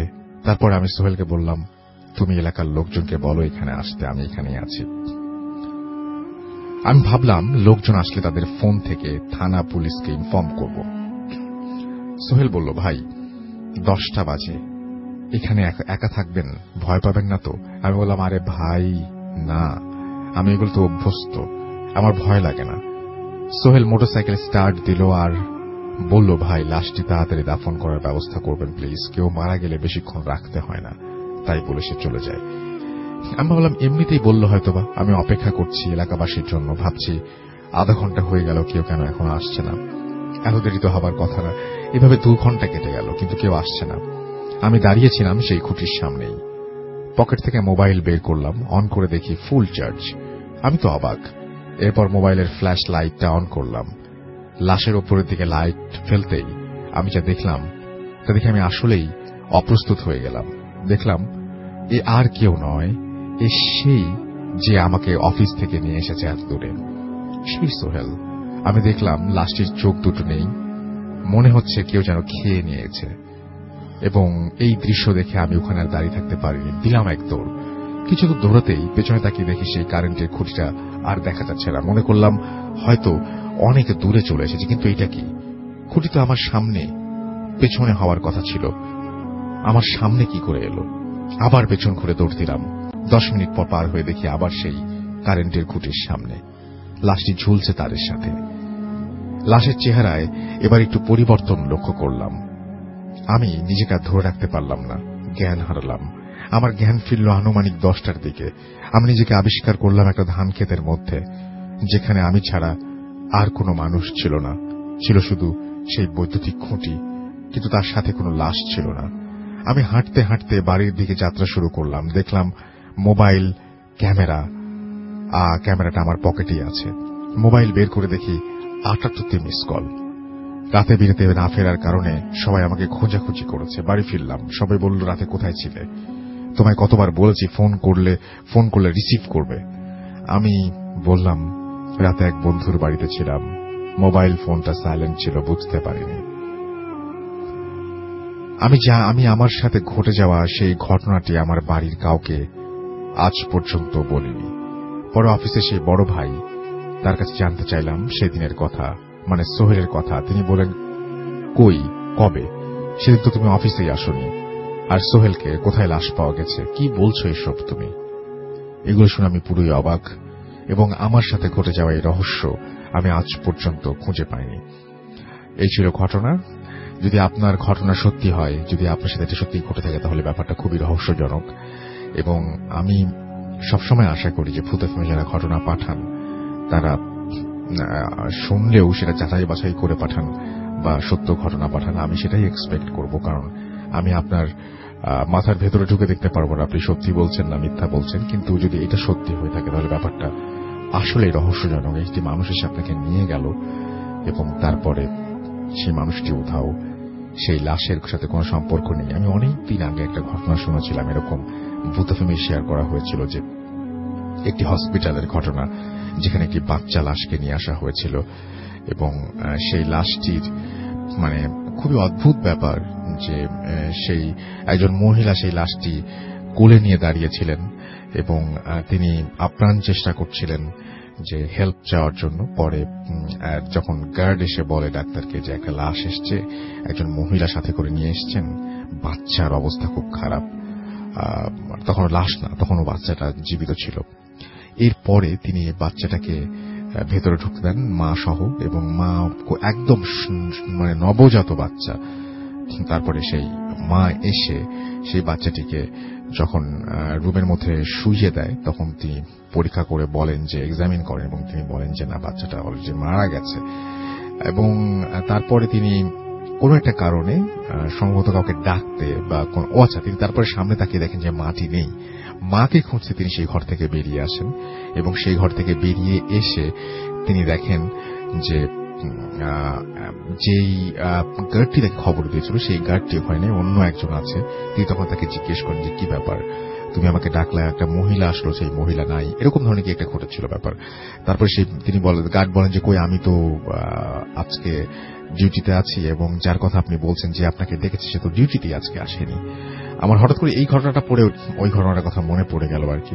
তারপরে উনি বলেন যে তাহলে ওই রুমের মধ্যে গিয়ে, বাচ্চাটা তো আছে, তো উনি যান এবং যে দেখেন যে না, সেখানে কোনো বাচ্চাও নেই, মা তো থাকে, আগেই চলে গেছে, মায়ের থাকার কোনো কথা নেই।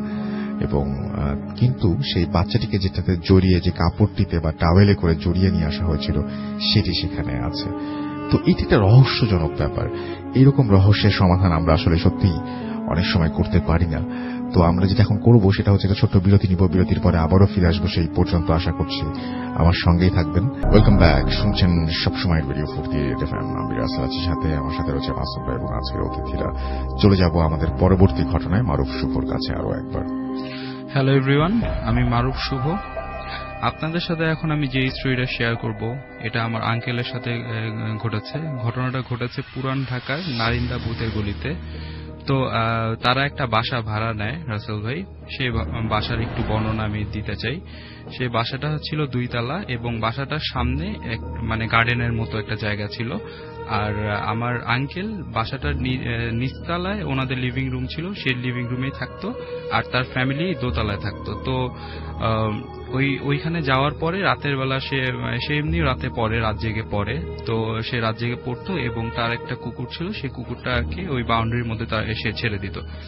তো কিছুদিন যাওয়ার পরে ওই বাসাটার ঠিক সামনের বাসায় একটা ভদ্রলোক ছিল। সে আমার আঙ্কেলকে ডেকে একদিন বলল যে বাবা, তোমাকে আমি রাত্রের বেলা ওই গার্ডেনে ঘোরাফেরা করতে দেখি, তুমি রাতের বেলা ওখানে বেশি হাঁটাচলা করো না। তো আমার আঙ্কেল বলল যে কেন আঙ্কেল, এটা কিসের জন্য? পরে সে বলল যে না, কোনো সমস্যা নাই, তুমি হেঁটো না রাত্রেবেলা। তো সেই বিষয়টাকে বেশি কেয়ার করলো না। তো 1 থেকে 2 দিন পরে রাসেল ভাই তার কুকুরটা রাত্রের বেলা যখন ওই গার্ডেনের মধ্যে ছেড়ে দেওয়া হতো, তখন সে রেগুলার চিলাচিলি করতো। তার নাম ধরে ডাকলে সে চুপ হয়ে যেত। তো একদিন রাতের বেলা সেই কুকুরটা সেম ভাবে চিলাচিলি করতেছিল রাসেল ভাই। তো তাকে ডাকতেছিল, কিন্তু সে এক ইয়েতে সে চিল্লাচ্ছিল। কিছুক্ষণ পরে সেই কুকুরটা দৌড়ে রুমের ভিতরে চলে আসলো এবং আমার আঙ্কেল যেই সোফার মধ্যে বসে পড়তেছিল সেই সোফার নিচে ঢুকে সে কাঁপতেছিল। এটা দেখে আমার আঙ্কেল একটু ভয় পেয়ে গেল যে ও তো এরকম ভাবে কোনো ইয়ে করে না, ও তো সবসময় নর্মাল থাকে। তো সে বাইরে গেল, সে বাইরে গিয়ে টর্চ লাইট মেরে দেখলো কোনো জায়গায় কোনো কিছুই না। তো সে ওই দিন মেন গেটটা বন্ধ করে সে পড়তেছিল। তো রাত তখন 2:30টার মতো বাজে, সে স্মোক করতো। তো সে স্মোক করার জন্য বাইরে গেল। তো যে যখনই সে গেটটা খুললো রাসেল ভাই, সে দেখলো তার গার্ডেনে পেয়ারা গাছ ছিল একটা, সেই পেয়ারা গাছের নিচে একটা মহিলা বসে আছে এবং তাকে দেখে সাথে সাথে ওই গাছের উপরে উঠে গেছে।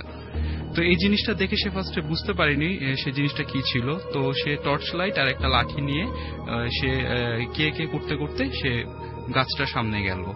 সে যখন গাছের সামনে গেল রাসেল ভাই, সে দেখলো ওই জিনিসটা গাছের উপরে দাঁড়িয়ে আছে এবং তার দিকে এক দৃষ্টিতে তাকিয়ে হাসছে। এই জিনিসটা দেখে সে দৌড়ে রুমের মধ্যে ব্যাক করে। আর এই ব্যাপারটা সে নিতে পারেনি ওই দিন রাত্রে, তার জ্বর চলে আসে রাসেল ভাই। পরের দিন সকালে এই জিনিসটা ওনার ফ্যামিলিকে সে শেয়ার করে, কিন্তু তার ফ্যামিলির কোনো মেম্বারই তার এই ব্যাপারটা বিশ্বাস করে না, তাকে বলে তুই ভুল দেখেছিস। তো সে অসুস্থ, তখনও অসুস্থ ছিল। একদিন রাতে তার মা তার রুমে এসেছিল রাতের বেলা, সে দেখলো তার পায়ের সামনে ঠিক সেম ওই জিনিসটাই বসে আছে। এই জিনিসটা দেখার পরে তার ফ্যামিলি সবাই বিশ্বাস করলো যে না, তার সাথে এই ব্যাপারটা আসলেই ঘটেছিল রাসেল ভাই। তারপরে তারা ওই বাসায় আর বেশি দিন থাকেনি। এই ছিল আমার স্টোরি, সেকেন্ড স্টোরি রাসেল ভাই। Thank you so much.